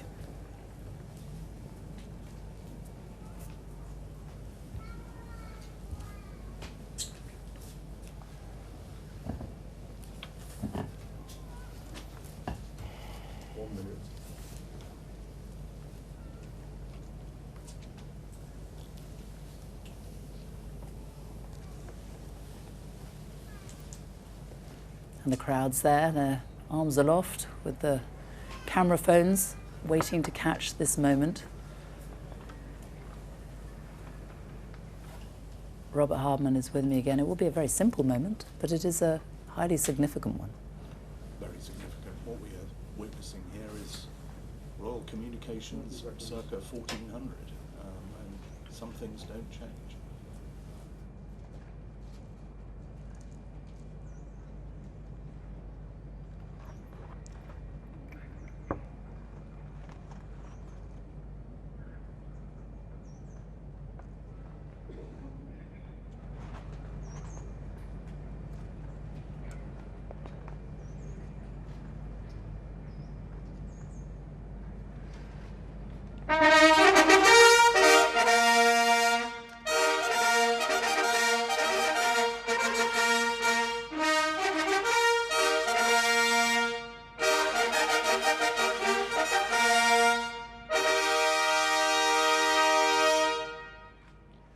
Whereas it has pleased Almighty God to call to his mercy our late Sovereign Lady, Queen Elizabeth II, of blessed and glorious memory, by whose decease the crown of the United Kingdom of Great Britain and Northern Ireland is solely and rightfully come to the Prince Charles Philip Arthur George.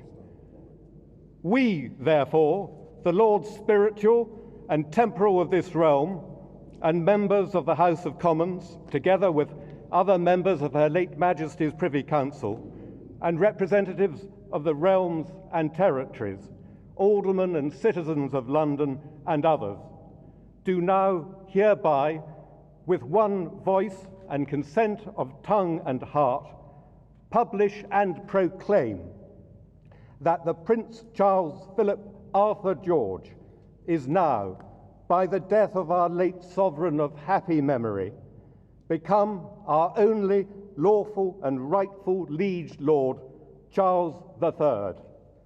By the grace of God, of the United Kingdom of Great Britain and Northern Ireland, and of his other realms and territories, King, head of the Commonwealth, defender of the faith, to whom we do acknowledge all faith and obedience with humble affection, beseeching God, by whom kings and queens do reign, to bless his majesty with long and happy years to reign over us. Given at St. James's Palace this 10th day of September in the year of our Lord, 2022.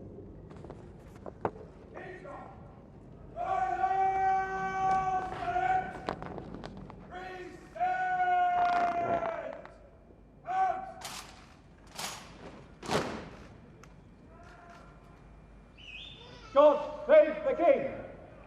God save the King!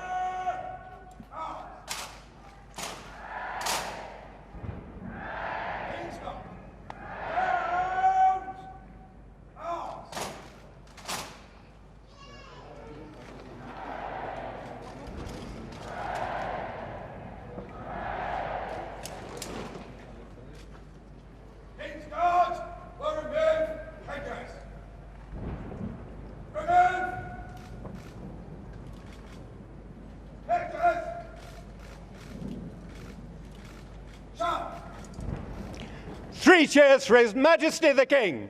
Hip, hip. Hooray! Hip, hip. Hooray! Hip, hip. Hooray! King's Guard, go to place, quickly. Go place. Attention.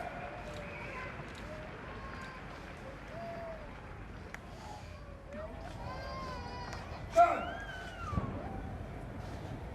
King's Guard. King's Guard. Ah.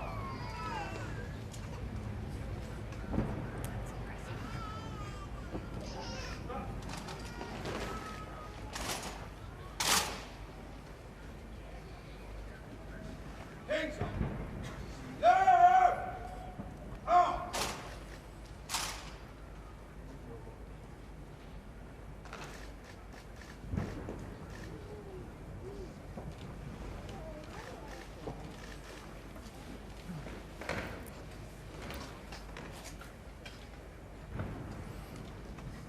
And so the balcony party go back inside St James's Palace through the opening that has been created for them by literally removing the window, Robert Hardman. That was quite a moment, wasn't it? That really was. I mean, there we had Garter King of Arms doing what Garter King of Arms has done for centuries. We just saw a piece of British Army drill you very rarely see of the Coldstream Guards there doing a remove headdress and 3 cheers while armed. I mean, sometimes you see that on parades without weapons, but beautifully done. And I thought what was so telling there was the way this event is echoing beyond these ancient walls. You could hear the crowds out in the Mall, many of whom will be following this on their phones, on TV and radio, and the cheers echoing. It wasn't just 3 cheers here in St James's Palace. But I think everyone is just thrilled, really, to be seeing and taking part in something that hitherto was off limits, except to a handful of very elderly men. And very moving for you, Elizabeth Buchanan. I know you worked so closely with the then Prince Charles. I could tell, watching you in the studio here at that moment, it was quite a moment for you personally as well, to see your old boss. It is an extraordinary moment. And proclaimed king. After his extraordinary decades serving this nation as Prince of Wales, now to assume the role of king.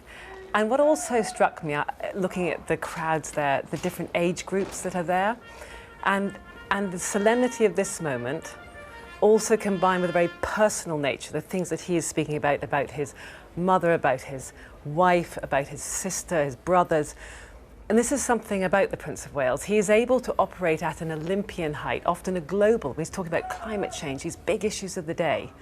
And yet he's also focused on people and individuals. And I can remember an event when we were in Wales once. I think it was at the time of Prince William's 21st birthday. And we did a tour up there. And he met a lady in the crowd who had just been diagnosed with cancer. And he summoned me over and he said, Elizabeth, please, this is Mrs. Jones. I've changed her name. Please can you make sure that she receives help from the Bristol Cancer Help Centre, which is one of his patronages, to go alongside her very intensive therapy. I did all that. 2 weeks later, he's about to make a speech in the European Parliament. I'm drafting that speech. It's late at night. The phone rings. Elizabeth, yes, Your Royal Highness. How is Mrs. Jones? And I'm going, I'm writing a speech for the European Parliament. He wanted to know how Mrs. Jones was. He has an elephantine memory. He has an elephantine memory, which is before the poor private secretaries. Now, just as all that was happening, there were also more gun salutes. There were 96 rounds fired yesterday following the death of the Queen, but these were the ones that were fired yesterday in London and at saluting stations around the world, indeed. And then today, the King's Troop Royal Horse Artillery began firing their guns to mark the accession of His Majesty the King. At the moment that that principal proclamation began, the King's troops firing 41 guns in Hyde Park. The Honourable Artillery Company fired 62 guns at the Tower of London.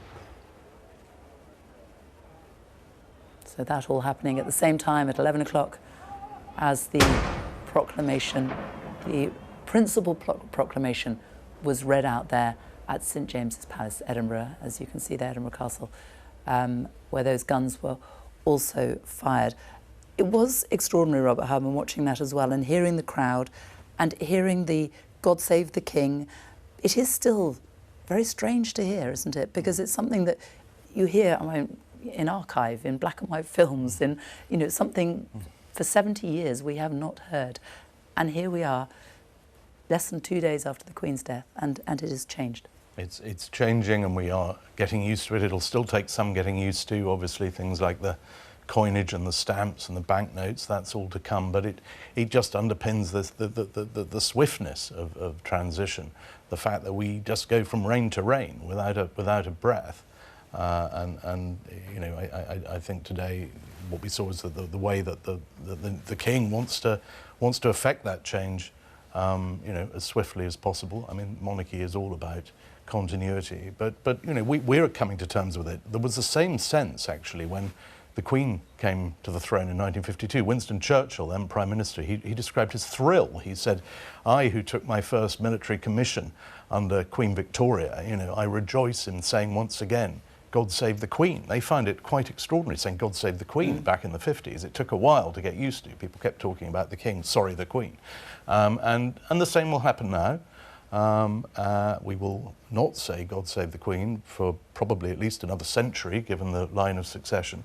We'll get used to it soon enough, but it just shows, as I say, the way in which continuity is all. We have so much instability in the world. The last thing we need is any dithering when it comes to our monarchy. Well, let's go into St James's Palace now. Clive is there. He witnessed, obviously, the proclamation from the balcony at St James's Palace and joins us now. Clive. Yeah, hi there, Sophie. An ancient ceremony inside the building, just over there, but out here it was all about selfie sticks and mobile phones. And there's about 1,000 people here, and as soon as the trumpeters came out on the balcony, just before the proclamation, a huge ooh went right through the crowd. Everyone ready for that proclamation of a new king. And I have to say, I got my phone out too, as along with everybody else, including Sarah Bradley, who's with me. Sarah, it's good to see you. Thanks for joining us. Why was it important for you to be here today? I think yesterday I spent the whole of the day in front of the television, mourning the loss of an amazing head of our monarchy, and 7 decades of her loyalty to us was incredibly moving. So today I really felt I wanted to come and be a part of this momentous day, a part of history, really. And your thoughts on the new king and the challenges that he faces, perhaps? I think he is going to be an incredible king. I think he has planned for this day for the whole of his life, and I think he has such support around him. I think the Queen Consort Camilla is going to be a wonderful right-hand lady supporting him, and also William is there for him, and he's got a lot of challenges ahead of him, and I think he doesn't underestimate that for 1 minute. I think he will take it all in his stride, and I think he would just be incredible. Okay, Sarah, thank you. Important to remember, I'm not sure what the alchemy is exactly, when Prince Charles suddenly became king on the death of his mother. The coronation at some point will happen. That is mainly a religious ceremony, but this is the public declaration of the fact that he's king. Sophie. Thank you. And a lot of focus, obviously, on the new king this morning. But we've also seen the Queen Consort, and it is going to change his life dramatically. It will also change Camilla's life dramatically. How do you think she will deal with that change? She'll do it quite beautifully. It's extraordinary. They've been married for 17 years, and the Queen Consort came from a very normal background, and she's stepped up and into this role with extraordinary grace and dignity. Because it's not been an easy... It has not been easy for her, and it's all members of the royal family. Times are tough sometimes. They put their head down and they just get on with it. And she did that. It took courage. It really took courage, and she did it beautifully. And now they are such a joyful couple together, and it's wonderful. They need each other. You look back at monarchs of the past. George VI had Queen Elizabeth, as we knew, the Queen Mother, and the Queen had the Duke of Edinburgh. And we now have this remarkable person who will sit alongside in partnership with, and they laugh together. They can see the silly things that happen. They love nothing more than silly things going a bit wrong. It just gives an opportunity to laugh and let your hair down at the end of the day. And they are a wonderful partnership and a wonderful team. And the burdens will be heavy for both of them, and they will need each other. And they also, of course, then now have the new Prince of Wales and the Princess of Wales, who will be equally supportive. It's a wonderful and strong family unit and connection, and we are secure in the future. What a lucky country we are.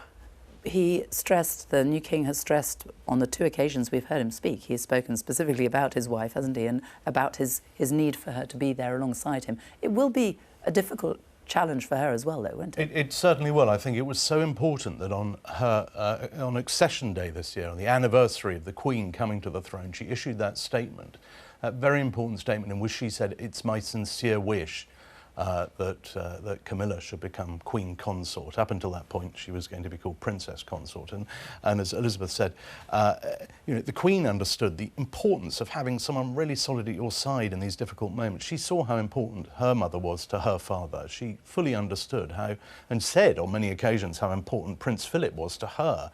You know, to have a successful monarch, you've really got to have a partnership. And so the Queen could see the importance of that, and the importance that she should, that her daughter-in-law should be Queen. And she said it, and it was remarkable how it was just done there and then. It was a sincere wish of the Queen on her accession day, and now, you know, the Queen Consort is the Queen Consort, and we will start calling her Her Majesty. Yeah. But unlike Charles, she has not been born into this, and she is a very private person. She has been for a long time, and she's certainly, she's kept her place apart as well, hasn't she? She's needed her own space, which presumably will shrink a lot now. She's much more in the public eye. It will shrink. It will shrink. But it's a partnership. She's developed her own extraordinary interest. She's done an enormous amount of good on domestic violence, on reading, really important issues that she has dragged from the fringes into the mainstream of public life. And that is terribly important. And therefore, together, they will be such a powerful force for good. They have been, and they will continue to be. And she will bear this burden incredibly well. It is a burden, but she will bear it well. And 17 years of preparation. She knew this was coming in some form or other. And it is so right that she is now Her Majesty, the Queen Consort. So now the proceedings move away from St James's Palace. We won't see the royal couple again, I think, today. They have plenty of meetings, though, ahead, don't they, at Buckingham Palace? Well, yes, and I think, again, we may get an indication of the different nature of this new reign, because the King this afternoon at the Palace, he meets the Archbishop of Canterbury, the Prime Minister, the Cabinet, and the opposition as well. And we understand that the footage of those meetings will be made available, and that did not happen in 1952. So we are seeing all the time, just gradually, there is just a slightly different way of doing things. I mean, as the King said in his declaration, he absolutely intends to follow his irreplaceable mother's example, but that doesn't mean you can't sort of do it in a different way. And we're going to see that. In the meantime, we have more proclamations, because it began this morning, the principal proclamation at St James's Palace. That will now move to the City of London. So we saw before the Lord Mayor of London and his City Civic Party, who were there at part 1 of the Accession Council this morning. They have all now travelled to Mansion House, which is the Lord Mayor's residence, his official residence, and also his place of work. And shortly, they will process across to the Royal Exchange, a very short distance in the heart of the City of London. And that is where the next proclamation is going to be made, and that is at 12 o'clock. Sonali Shah is there for us now, and she can explain it all. Sonali. Sophie, yes, welcome to the Royal Exchange in, as you say, the very heart of the City of London, where crowds are gathering. There is now a genuine buzz in the air as more and more people come here knowing what they're about to witness. They are preparing themselves to witness the proclamation being delivered here in about 45 minutes' time.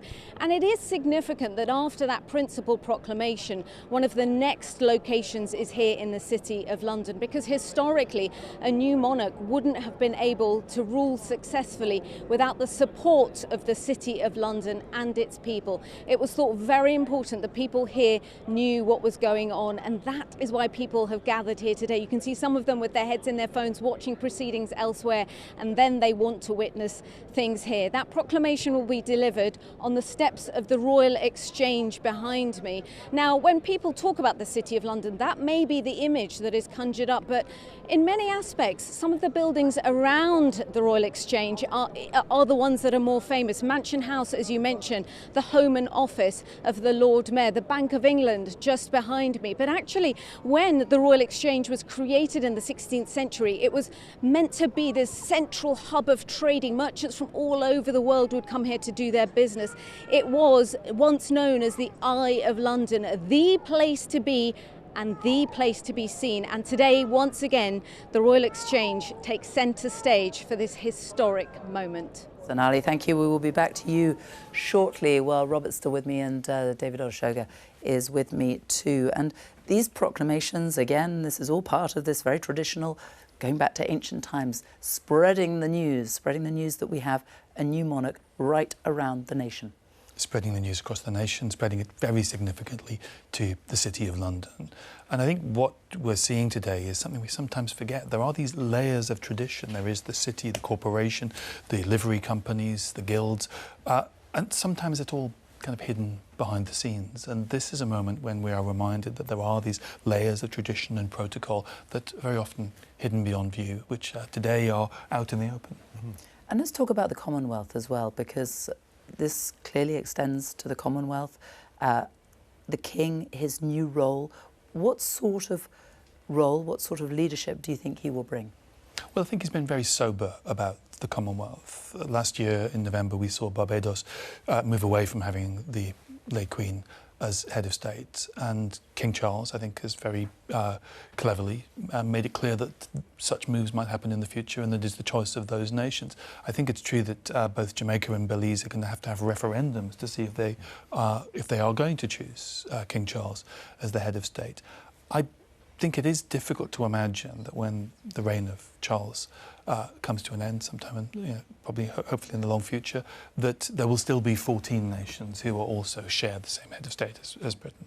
And that was the Queen's, one of the Queen's great achievements, wasn't it? The bringing together of the Commonwealth. Yeah, I mean, she essentially presided over the greatest exercise in decolonisation, really, we've ever seen. She were 8 members of the Commonwealth when she came to the throne. Now there are 56. I mean, just this year they welcomed 2 new members who weren't even part of what used to be called the British Empire, Togo and Gabon, were part of the French Commonwealth. So it's totally changed on her watch. But as David says, within those 56, there are these 14 other nations, apart from this one, who have the monarch as their head of state. And that relationship may change. I mean, these things evolve. It changed during the Queen's reign. I mean, there were countries before Barbados, but I mean Mauritius, Trinidad and Tobago, Guyana, these were countries that did have the monarch as their head of state and decided to forge a different path and become republics, but at the same time remaining very enthusiastic members of the Commonwealth. So that may happen. But let's not forget that actually during the Queen's reign there were votes, there were referenda, most recently in the Caribbean, in St Vincent and the Grenadines in 2009, a vote, shall we hang on to the Queen or move away? And they decided to keep the monarchy in Australia in '99. So I thought it was really interesting in the King's personal declaration we heard just now that he sort of specifically referenced that. He talked about how he would be guided by his electorates in his other nations. It was very much a coded reference to it's your call. You know, this is not a monarchy clinging on. This is, you asked us to be head of state, we're very happy to do that, but it's your call and we will do entirely what you say and vote for. How much change do you think we could see then over the next few years, decades? Well, I think this is where the longevity and the enormous respect of the late Queen is critical to understand. Those nations also, for 70 years, have had the same person as their head of state. They found their independence while she was Queen.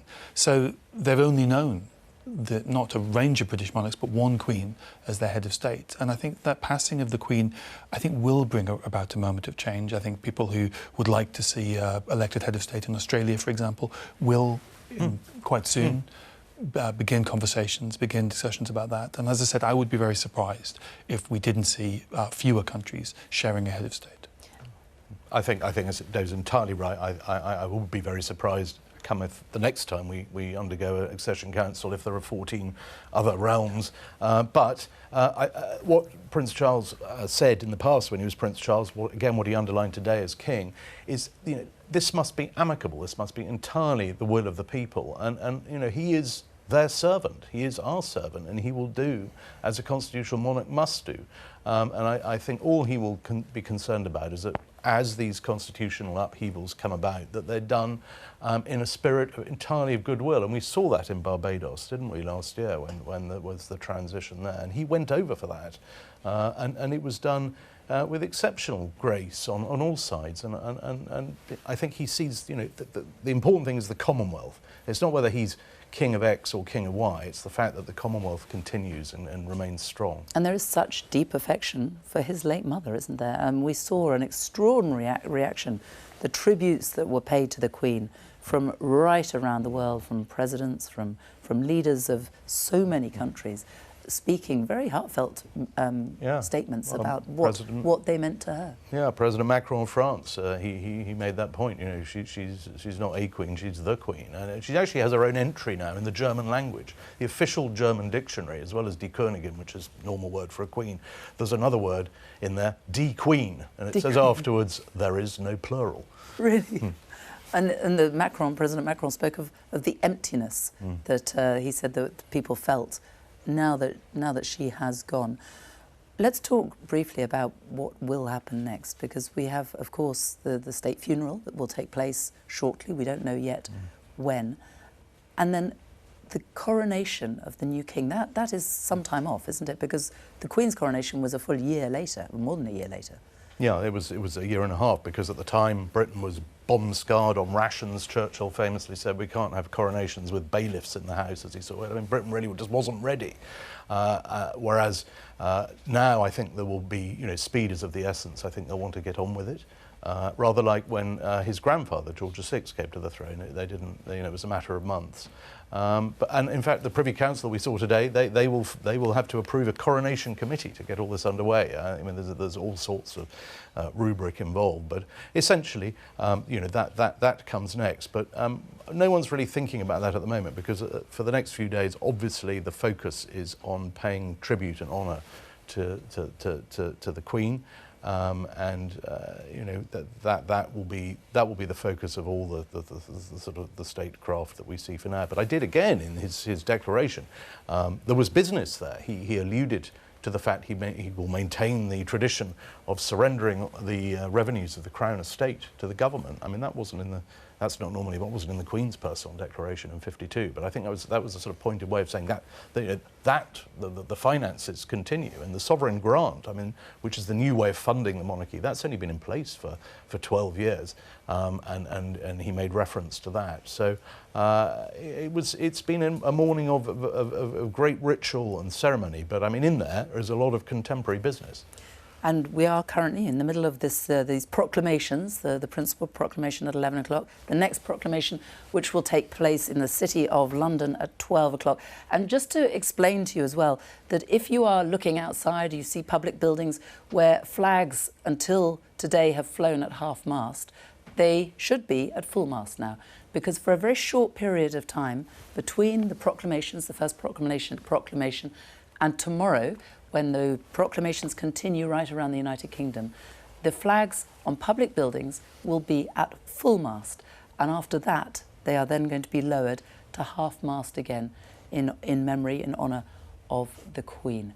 Well, we will go now to the City of London again, and Sonali Shah, who is watching as proceedings edge ever closer to the next proclamation at midday. Sonali. Sophie, we're starting to hear the bands here, and the crowds have just been watching the common councillors gather and walk and process towards the Royal Exchange for that proclamation. And joining me ahead of that proclamation is one of the clerks of one of the city's livery companies, those old merchants, the original merchants, the Worshipful Company of Grocers, Brigadier Grenville Bob Bibby. It's such a significant day, isn't it, today, during a period of national mourning for the whole country. It's such a significant day for the City of London. It really is, Sonali, and it's an extraordinary relationship the city enjoys with the monarch, which dates back right to 1066, when William invaded the country and defeated the English army, the Battle of Hastings. When he got to London, he thought he probably wouldn't take London on, and they came up with a deal, and we had the City of London Charter. From that point on, the City of London has had its independence since 1067. And how has that special relationship between the Crown and the City of London developed over the years? Oh, hugely. I mean, there are sort of three pillars, if you like, to the running of this country, and it is the government, the monarch, and the City of London. And the three have always have worked in various ways through history. Sometimes it's been positive, and other times less positive, but hugely significant. And that relationship has developed throughout the years, where now the monarch is fully, if you like, embraced with the City of London. You mentioned the fact that I'm a clerk to a livery company. Well, King Charles III is a member of 7 livery companies. He was granted the freedom of the City of London in 1971, as are all his siblings. So many people here are also here giving their thoughts on Her Majesty the Queen, remembering her. I know you met her. What are your memories of her? Well, as a soldier, I was fortunate enough to meet Her Majesty. Indeed, she awarded me the CBE. But I think my fondest memory is when I was invited to lunch. I had carried the flag, the colour, on the Queen's birthday parade, her official birthday. And she invited all those surviving officers who had carried the flag from the Grenadier Guards to join her for lunch in Buckingham Palace in 1991. And I well remember leaving the dining room. I didn't sit next to her at lunch, but once we moved into the drawing room, I found myself stood next to the Queen. And I thought, well, I'll probably talk to her for 2 or 3 minutes, or she'll talk to me. 20 minutes later, I was still stood there thinking, this is surreal. And she was absolutely remarkable. I think my the abiding memory is when she took her lipstick out and put her lipstick on. And then she was very worried about the fact I didn't have a cup of coffee. Just showing the kind of person that she was. Going forward, King Charles III has been building his relationship with the city and indeed the nation for so long now. Yes, I think you asked me about King Charles III going forward, but the band of the Grenadier Guards are making it very difficult to hear what you're saying, which is quite timely. But yes, I mean, of course, King Charles has had a relationship, if you like, with this country for over 70 years and is already given 70 plus years dedicated service to this country. And again, I've seen him bring all sorts of people into the room for the good of others. Worked in Middlesbrough with him, with the local authorities, with the police, and he is a remarkable man. He's truly dedicated, and I believe he's going to be a truly great king. And I've seen him already charm people in the city at various dinners before he became king, and I'm sure that will continue. Thank you so much for talking to us on such an important day, a special day for the City of London. Thank you. Sonali, thank you. Well, Lord Simon Woolley is with me again, and Robert Hardman as well. And wonderful pageantry there, right in the very heart of London. But the significance of the City of London to the monarchy is huge, isn't it? It is. I mean, monarchs in the past, I mean, they needed the city to fund their wars, and they needed the money, they needed that influence that they have, and all through the Queen's reign, the city played a key part whenever there were state visits. Part of the state visit would be to take the state visitor to the City of London, you know, the sort of the essence of economic power, and some of the Queen's most memorable speeches, her famous Anna Cerebilis speech she made as a guest of the city to mark the 40th anniversary of her reign. But it was great to see again there some of that pageantry that we normally only see at the Lord Mayor's show in November. And they had to, in the same way they took a window out at the palace, they had to take a coffee bar out to make way for this at the Royal Exchange. And look at that. I mean, that really is the wonderful, I mean, this stretches back centuries, doesn't it? It really does. They've got their own court. And there they are, all are taking place. So they're coming over from Mansion House up to the Royal Exchange, which is where the proclamation will be held. And Lord Woolley, we are seeing a current day, modern proclamation being made, 2022, but something that does stretch back centuries. What do you think this modern monarchy will look like? I think it will be a modern king, and one looking to bring people in, to give them a great sense of belonging. I mean, I've just come back from Malaysia, and I was told by the royal family there that when he came in 2017, that he was a great convener, bringing people together, disparate individuals, and they still talk about it today. And of course, I also saw that in Barbados when I joined him for the Republic celebrations. That the people of Barbados looked up to him and admired him for his stance on. And you were very struck by that personally, weren't you? Particularly struck. I've got Bajan heritage, and we had a new voice. And I think that he said, "This is your country, finding your own voice." And I think him and the Prime Minister, Mia Mottley, have become good friends. She said some wonderful things about him today, saying he'll be a good king. He'll be a king for the disadvantaged. He'll be a king for all people. And I think a lot of people around the world have had calls from Reverend Jesse Jackson, Reverend Al Sharpton, conveying congratulations to this moment. A wonderful mix of the old and the new. Will the new monarch, Robert Hardman, do you think he will try to modernise the monarchy anymore? I think we're seeing signs, Sophie, of that all the time. We'll see it perhaps later today when some of these very early meetings of the reign, we will see photographs and footage of that. I think we'll just see in the days ahead a different style. I mean, the essence of constitutional monarchy is not going to change one bit. But he, as we mentioned earlier, he is the longest serving heir to the throne. So that Privy Council that met there, he's older than most of them. He knows more about public life. He's been in public life for longer than almost any of them. He started in the 60s as he became Prince of Wales. So he has this body of experience. He's probably met everybody in that room. And it provides a very different sort of atmosphere to the start of this reign. He is the avuncular voice of experience rather than the new young monarch. How much does his life really change, though? I mean, there are small details, or there may be big details, like he loses his passport, doesn't he? Yes. No passport, no driving licence. The monarch does not have that. And eventually he will have to move into Buckingham Palace, which monarchs never like doing very much. I mean, it might be big and smart and famous, but he's very happy at Clarence House. His mother, when the Queen became Queen, she and Prince Philip really tried very hard to remain at Clarence House, and Churchill said, "No, I'm sorry, monarchs live above the shop." They were effectively turfed out and told to move down the road, and that's sort of coming his way. No, great. It's great to see the transition, and I think that a lot of people around the world will be watching, this pomp that I think we do particularly well. It's just great to see it. So there they are, the parties taking their places, and what we will hear first is the trumpeters, I think, there are two sets of trumpeters, one at Mansion House and one here at the Royal Exchange, and the trumpeters will echo around, they will echo each other ahead of this next proclamation. City is seldom this busy on a Saturday.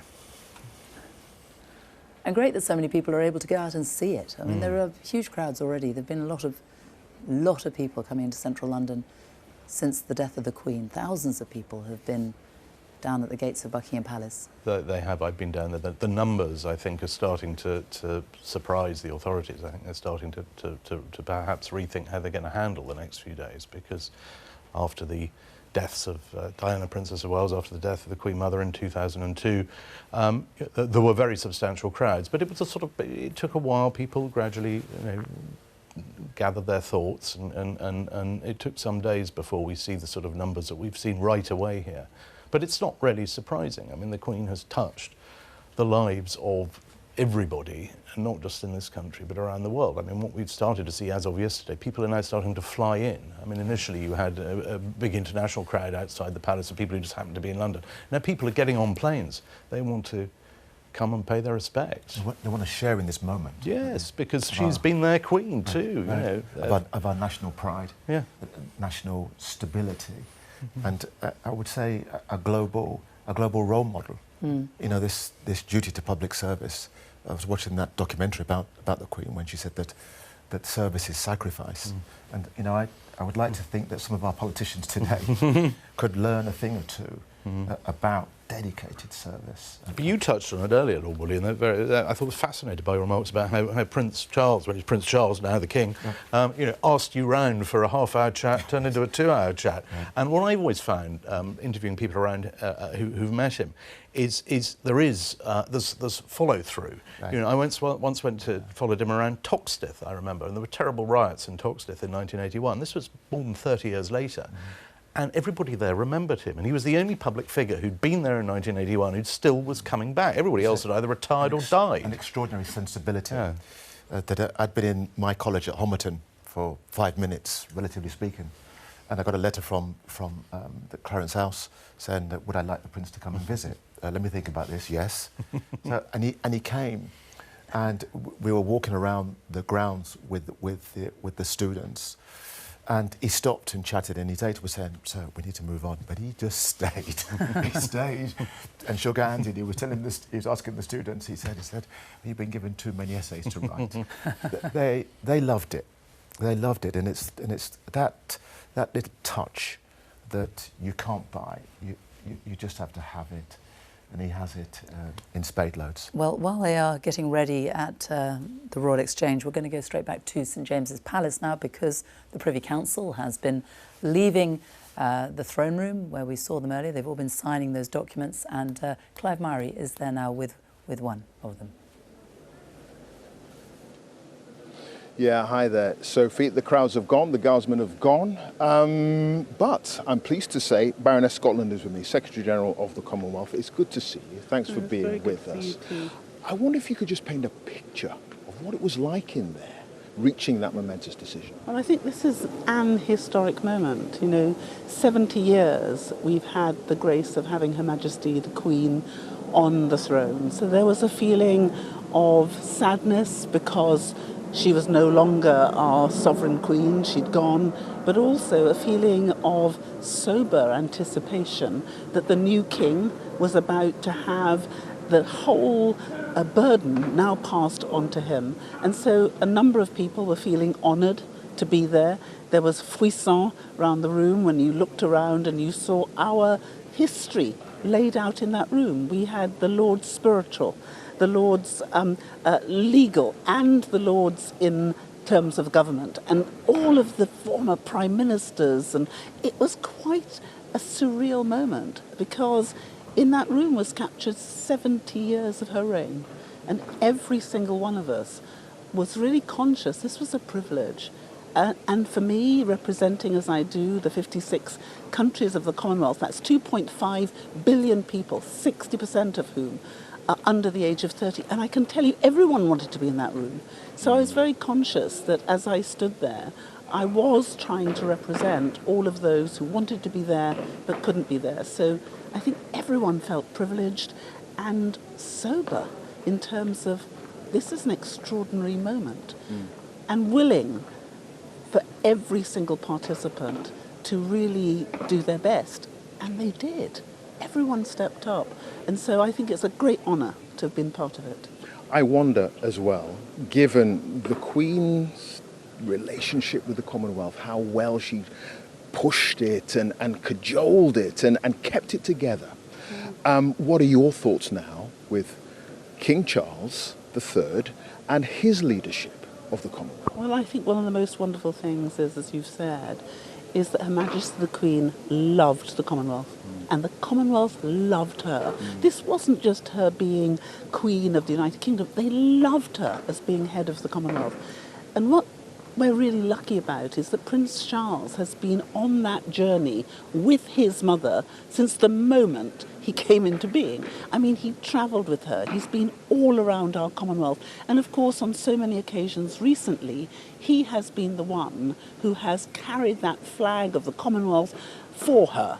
He was there in Kigali for our last Commonwealth heads of meeting, heads of government meeting. And what was so extraordinary, he was there in a double capacity. One, as representative of the Queen, but also as the incoming head of the Commonwealth. And that was very special. And people loved him, absolutely loved him. All Right, well, he's got, we all hope, a long reign ahead of him. Baroness Cotton, a pleasure to see you. Thank you for joining us, for giving us a little bit of what it was like inside Thank you very that much. meeting. Thank you so much. And Sophie, with that, it's back to you. Clive, thank you. Lovely to hear. The events of earlier on, which took place at St James's Palace, now the focus very much on the City of London and the Royal Exchange. And Sonali Shah is there for us now. Sonali.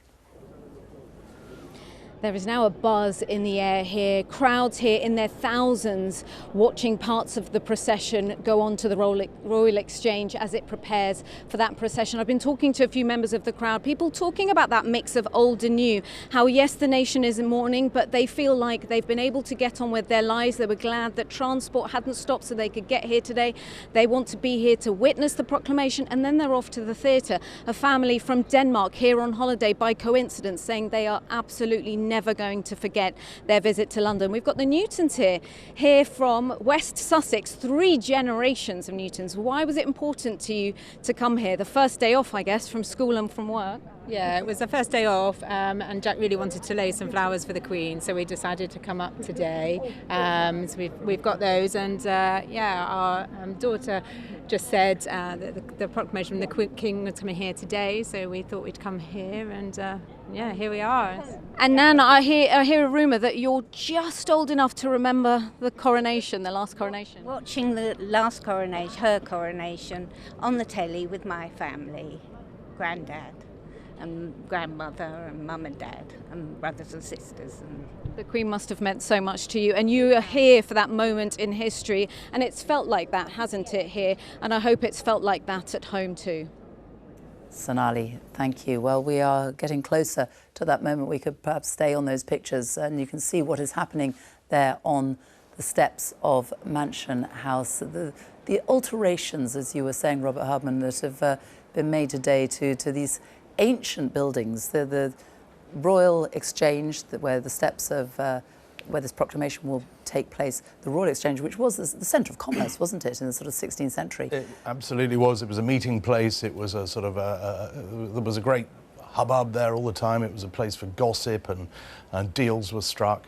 And there's still an element of that to this day, as I was saying earlier. I mean, that there's normally where we're looking at now. There's a sort of, this time of year, there's a sort of alfresco coffee shop there full of city workers creeping away from their computer screens. But I mean, today we are transported back to the age of Dick Whittington, really, aren't we? And now we're replaced by the pikemen, the Honourable Artillery Company, and we've got the trumpeters there, the state trumpeters, who we will see in a moment, 4 of them, who will be standing on the steps, and very much a follow-on from what we saw an hour ago at St James's Palace. We will hear the trumpeters. That proclamation will be made. I was struck when we saw it on the balcony at St James's. It was almost, it's parchment, it looked like, that they read it from. It really was a very old piece of paper. And it's now becoming so familiar. You know, we've now heard it twice, if your viewers would have heard it. You know, we heard the clerk of the council read it out, saying, this is what we're going to say, is that all right? The council go, yep, that's fine. And then we heard Garter King of Arms read it out. Now we're going to hear it in the city, and it's gradually, you know, in the very old way, in the sense it's being disseminated around the kingdom. Tom Shabir, having worked very closely with Prince Charles, and you do know him very well, how do you think he will be coping with this change, with the shock of the death of his mother, because it did happen very suddenly, and this new role that he is having to take on? He knew it was coming, but still the reality must be very different. I think he'll be quite calm about it. He's had a long time to think about it. He knows how to do it. It's sad, tragic for him, but he'll be calm and he'll be getting on with it and thinking of the next thing. And will he want to be a monarch who is very much more so than others in public view? Because we've already seen him a lot. He's been filmed, they've made footage available. Yes, he's been in public view as a Prince of Wales, and much of it very much in a world view. I was lucky enough to be with him when President Mandela visited this country, and he visited South Africa with President Mandela, and rather famously the Spice Girls, and these flurry of activities which come upon you, and I'd panic, but he's not a panicker. He'll be fine.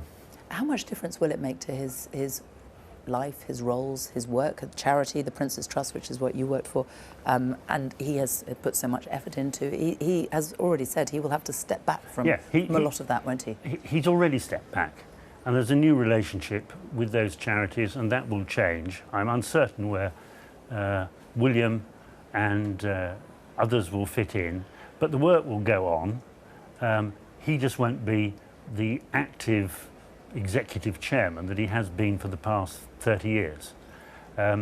He's got a new priority. It's a different style of work. It's hard work, and he knows that there's a lot resting on his shoulders. But he's known that for a while. But that charity work that he did, the Prince's Trust, I've seen up myself up front, the work that he put into that and how passionate he was about that. But he is having to step back from all of that now. Yes. I mean, thank you very much, Sophie. In case viewers didn't know, you were an ambassador for us and very good at it. It involved a lot of hard work running a thing like that. He grew it when I was first appointed we raised maybe £1 million a year. When I left, and he was stepping back a little, we were raising £1 million a week. And spending wisely £1 million a week is hard work, and you've got to be creative. He was a driving force in the creativity front. Most of the things we did came right off his pen. I've met X. Could you go and see them? I think we might have a good idea. And all you've heard before, Black Lives Matter and related things, that's him driving it forward. And of course that now stops because he must do other things as the King, and he will. And what you're seeing now on your screens is the Royal Exchange and the Honourable Artillery Company waiting for the procession to take their places. The trumpeters already there, the state trumpeters, and that proclamation which will be read in about 10 minutes' time. For the new King, Robert Hardman, he is going to have to change quite a lot, isn't he? Because we know that he has been a man who has been passionate and very open about what is important to him. We never knew what the Queen thought. We very rarely heard from her. We've heard a lot from the Prince already. We have. In his days as Prince, he had to make a decision early on. He knew he'd be a very old king because he could tell, you know, will I let my life be defined by my reign, which won't come till I'm very old? No, my life will be defined by my time as Prince of Wales. And he's, as Tom has said, he's been unlike any other Prince of Wales in history. He has, rather than sit around waiting, if you like, he's carved out an extraordinary role for himself, one that never existed. This charity that Tom brilliantly ran, the Prince's Trust, which started with the contents of his Royal Navy pension, you know, when he left the Navy in the 70s, and became the biggest charitable network in Britain. And he loves, following around the country, oh, hang on.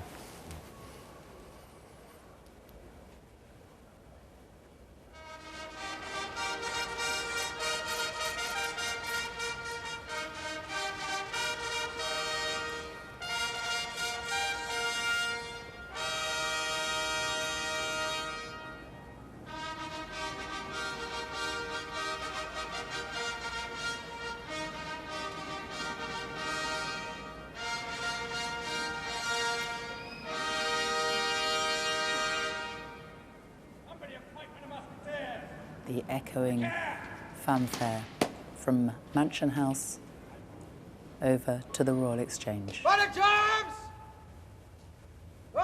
James! 10!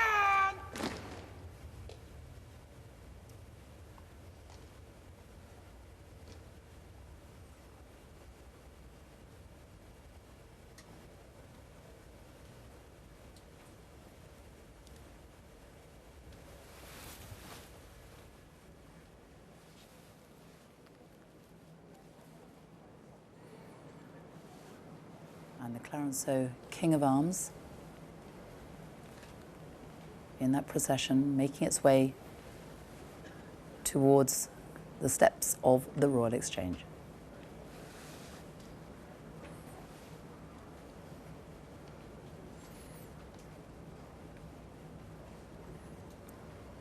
Timothy Duke, the Clarenceau King of Arms, and he's accompanied there by heralds in their ancient outfits and heralds.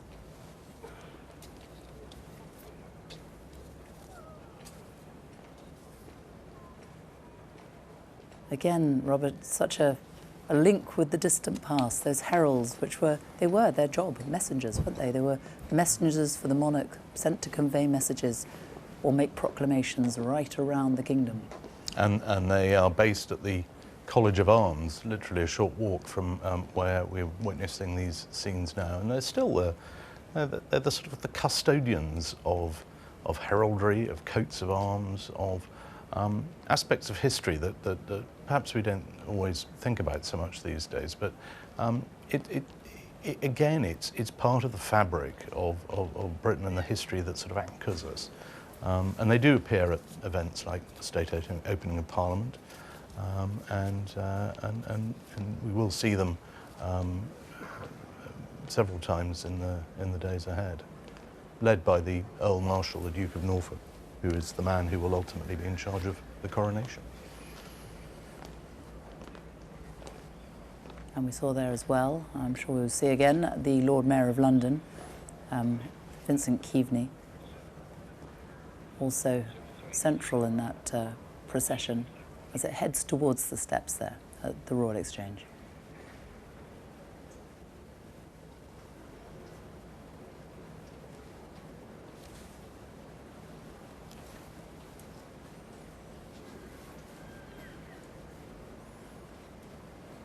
It is very rare, isn't it, that we see this level of history, of pageantry, spill out onto the streets of London like this. It is. I mean, and we'll see it as in Edinburgh, particularly in the days to come, and then back in London. It's a reminder of these roles that they have a purpose. I mean, some of their uniforms and their regalia may look out of place, but these are all, functioning public servants, and as is often said, nobody does pageantry quite like this country, and I think today is a case in point. The Lord Mayor there walking up the steps, the great mace being carried behind him.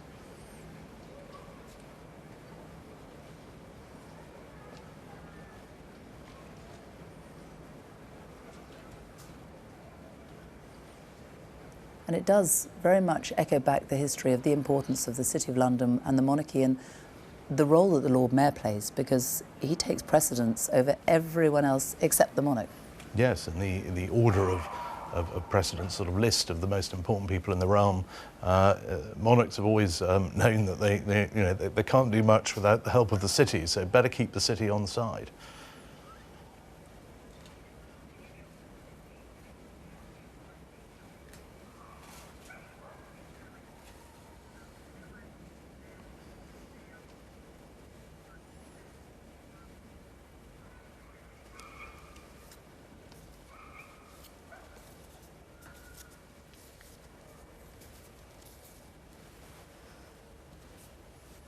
So everyone taking their places, and these proclamations, this is the second one that we will have heard today, and they continue tomorrow, don't they? They continue right around the kingdom. There will be more. We'll hear one we'll hear in Edinburgh tomorrow, and I think also, we're getting further announcements later today actually about what will unfold over the days ahead, but certainly Scotland is next in line for, and of course there's a different sort of heraldic body up there led by the Court of the Lord Lion.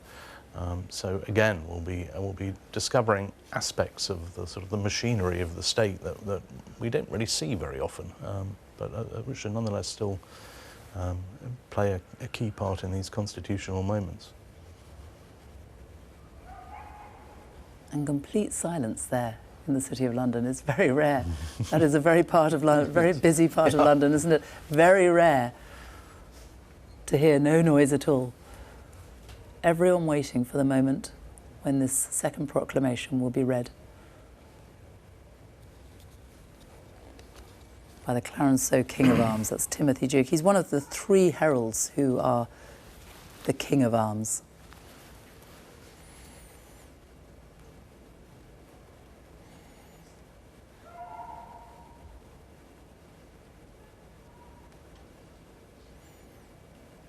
And the Lord Mayor of London, what a year for him. It's a one-year position, isn't it? It's held for just 1 year, but his year has included the Jubilee, the 70th anniversary of the Queen's reign, and now a new king. It is, as you say, it's these roles come around every year. The Lord Mayor's show is part of that rotation. And whereas some of the other sort of offices of state, if you like, well, they're occupied for years. People can sort of plan them for years, but you know, Lord Mayor never knows what's going to happen on his or her watch.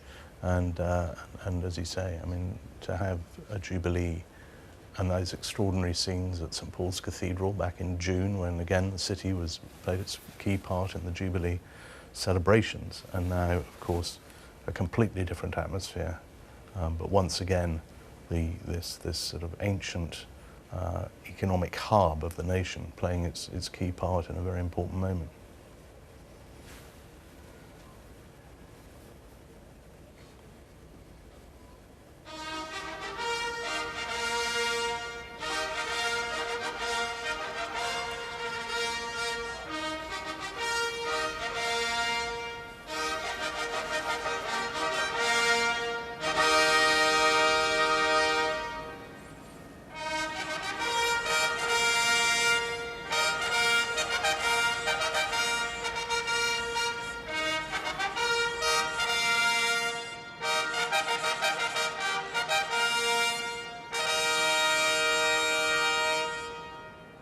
The trumpeters echoing around the city of London.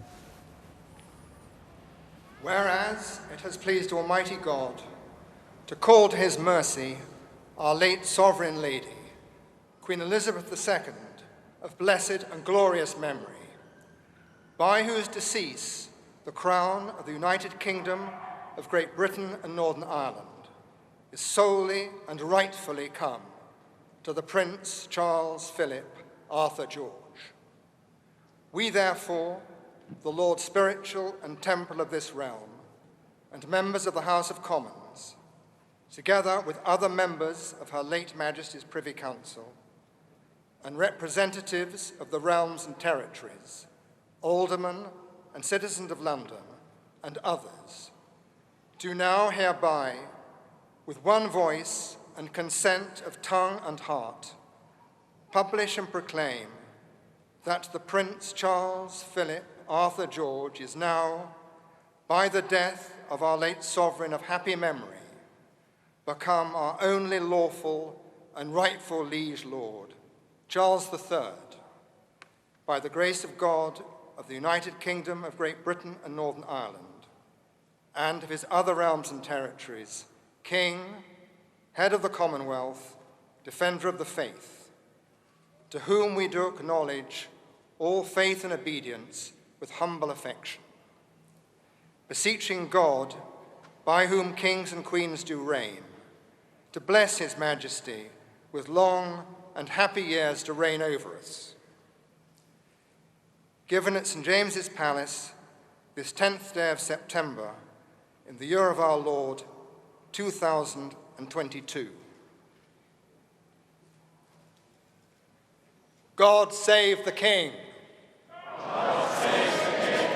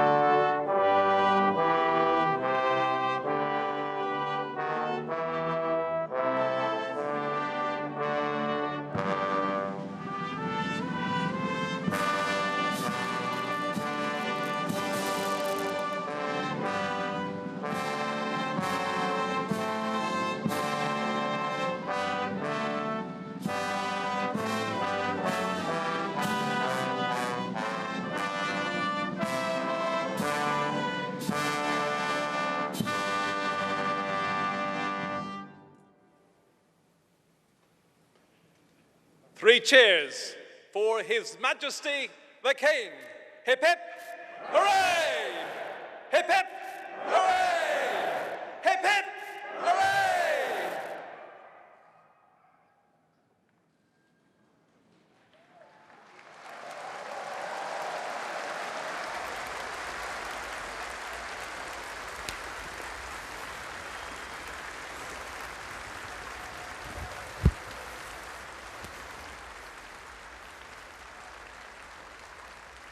A huge cheer, a huge round of applause from the crowd there watching the second proclamation of the day that has just taken place at the Royal Exchange.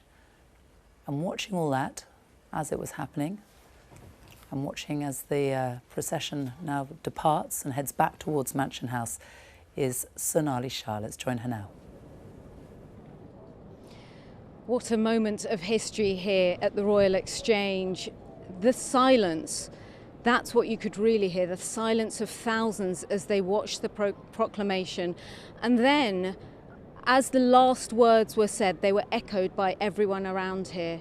And the national anthem, you know, for many of these people, for most of these people, this will be the first time they have sung the new national anthem. And that was very, very moving. A lot of people with their hands on their hearts, a few tears I've seen in the crowd over here.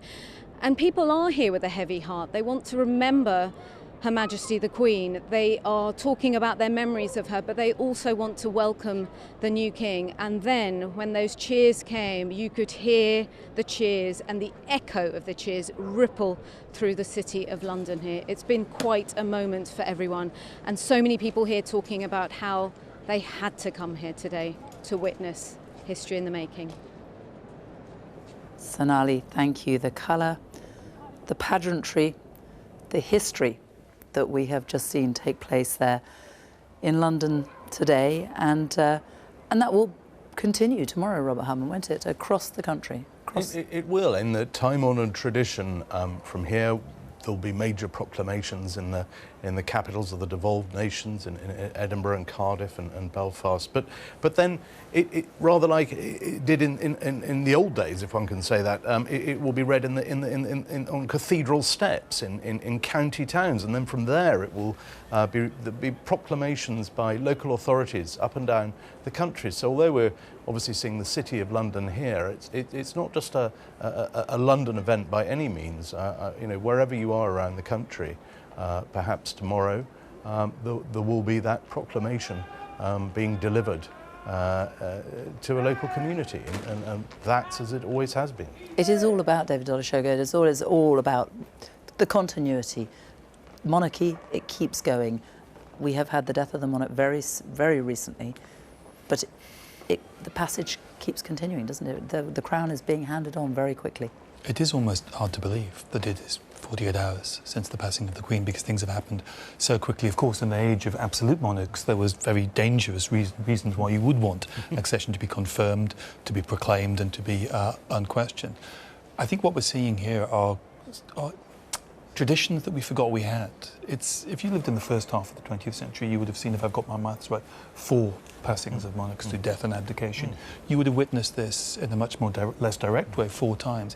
70 years since these traditions were enacted. So it is reminding us of these layers of tradition that we've just forgotten about. And it is remarkable to see them. I'm looking at the trumpeters, and I'm thinking they've marched from the Royal College of Arms. Well, in the Royal College of Arms is a vellum roll of the 1511 Westminster tournament, which has royal trumpeters on it. So this sense of continuity, I mean, we are talking centuries and centuries. But also, this has all been gathered together at incredibly short notice.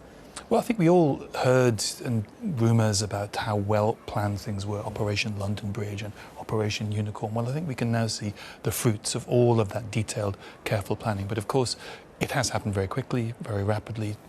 That's why it's so shocking. So I think it's, you know, we're seeing the fruits of that that preparation, but we're also seeing real dynamism by the authorities to make this happen so quickly. I just think it underlines the if you like, the allure, there's some sort of almost primeval power of monarchy. It may be unfashionable to say so, but we have actually in our last lifetime, we have seen another monarch buried. I remember just a few years ago witnessing the funeral of Richard III in Leicester after he was discovered under a car park. And of course nobody knew him. He was a much demonised king. Nobody could possibly care two hoots about him. It was over 500 years ago. And yet, as his coffin came through on a gun carriage through the streets of Leicester, it was absolutely extraordinary. A sort of silence fell. And his funeral took place in the cathedral, and there was a sort of reverence accorded to you know, this man is an alleged sort of child murderer from hundreds of years ago, and yet this was a king. This was someone who is, you know, who's part of our history, and our reigns and our monarchs. They form the sort of punctuation marks, don't they, in our national story? And it's at times like this that we recognise that. And I think irrespective of your views on constitutional monarchy, the rights and wrongs of a hereditary position, this is history. Irrespective of your views on it, this is part of our history, and we're seeing it enacted today. I think we have had an idea as well of what is to come at the funeral of the Queen Mother. And when she lay in state, I remember well, I remember going in there and walking past her coffin. It was in the middle of the night, and the extraordinary atmosphere and the thousands of people who turned out to file past her coffin. And that is going to happen again, isn't it? That is going to happen for the Queen. It really is, and I think that, you know, they have to give some thought as to how they manage that, because with the Queen Mother, the queues got so long. At one point, it was a 24-hour queue. I remember having to take a taxi to go to the end of the queue to talk to someone at the back and say, "You do realise you're going to be queuing for 24 hours?" And they went, "Yeah, well, we've got snacks." And they queued through the night, and it was something. It was hundreds of thousands of people who wanted to pay their respects, and some people are old enough to remember doing that for Winston Churchill. How that the millions who are going to want to pay their respects to the Queen. Well, anyway, that's a matter for another day. But I mean, everyone right around the world, but I'm sure millions, tens of millions of people in this country are going to want to say that they paid their respects. And it will be, Elizabeth, for the family as well, a deeply private moment, although it will be played out very publicly, won't it? "My darling Mama" is how the new king referred to the Queen in his public address yesterday. And he had such a close relationship to her, and it was so special and important to him. But do you know what I was reflecting just now? This is so much focused on London inevitably today, but only in my village in East Sussex yesterday, the bell ringers came together to toll the bell for an hour, to ring the bells for an hour. There were people coming to the churches. This will be happening across the country. It's not just about urban centres. There are people in their own villages and their hamlets coming together. And that matters. And the Prince of Wales, as he was, the King now, was one of the greatest champions for the countryside. There's such a strong bond there. So as much as we've heard today about his remarkable work in inner cities and bringing people together, and Black Lives Matter and all these important issues, he was the voice of the countryside. And the Queen Consort is too. They're great countrymen. They truly understand that part of the United Kingdom, which is so special. It's 70% of this country is the countryside, and that matters. And it is going to be a very strange few days, week or so now, isn't it? Because there is still this shock about the transition, about what has happened. I think people will there'll be little things that just sort of trigger it. Everyone will go about their lives and probably go back to work on Monday. And then suddenly there'll just be something, you'll see a post box and it says E2R, and you're suddenly thinking, hang on, it's now C3R. I was looking at the state trumpeters there, their magnificent tunics, all that embroidery. I mean, at some point, there's a lot of sewing coming up, because someone's got to, you know, redo that. If you think where E2R is, just the Queen's cipher, the Queen's imagery, her face is the most reproduced image, arguably, in history, because of all the coins and banks and banknotes and stamps in all her various realms over 70 years. And suddenly all that's going to change. And we just one day will reach into your purse and go, oh, good heavens, look, there's the King. A final word from you, David? It's interesting. I think it obviously is going to change, the banknotes, the stamps. But, I mean, after the passing of Queen Victoria, there was a flurry of naming things after Queen Victoria. And I think there will be another way in which Elizabeth II is printed on the country, even allowing Charles to take his rightful place on coins and notes. Well, thank you all very much for joining me this morning as we witnessed history, an extraordinary moment not seen ever before in our lifetimes. What we witnessed, we were very fortunate to see it. Thank you all for being with me. So much change, so much upheaval in such a short space of time. A new Prime Minister, a new cabinet, the death of a Queen, a constant for 70 years in all our lives. And this morning we have just witnessed the proclamation of the new King, King Charles III. We are at the start of many days of mourning, but also this is the beginning of a new chapter as the crown is passed from king, from queen to king, as it has been down the centuries. King Charles III, a new monarch and a new beginning. Goodbye.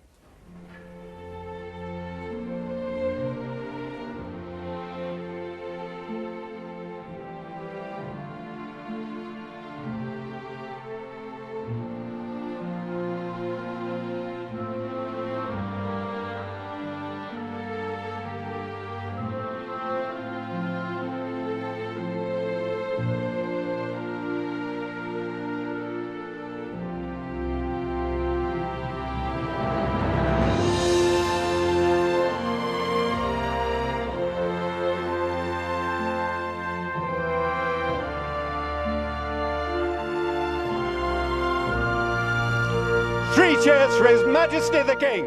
Hip hip! Hip hip!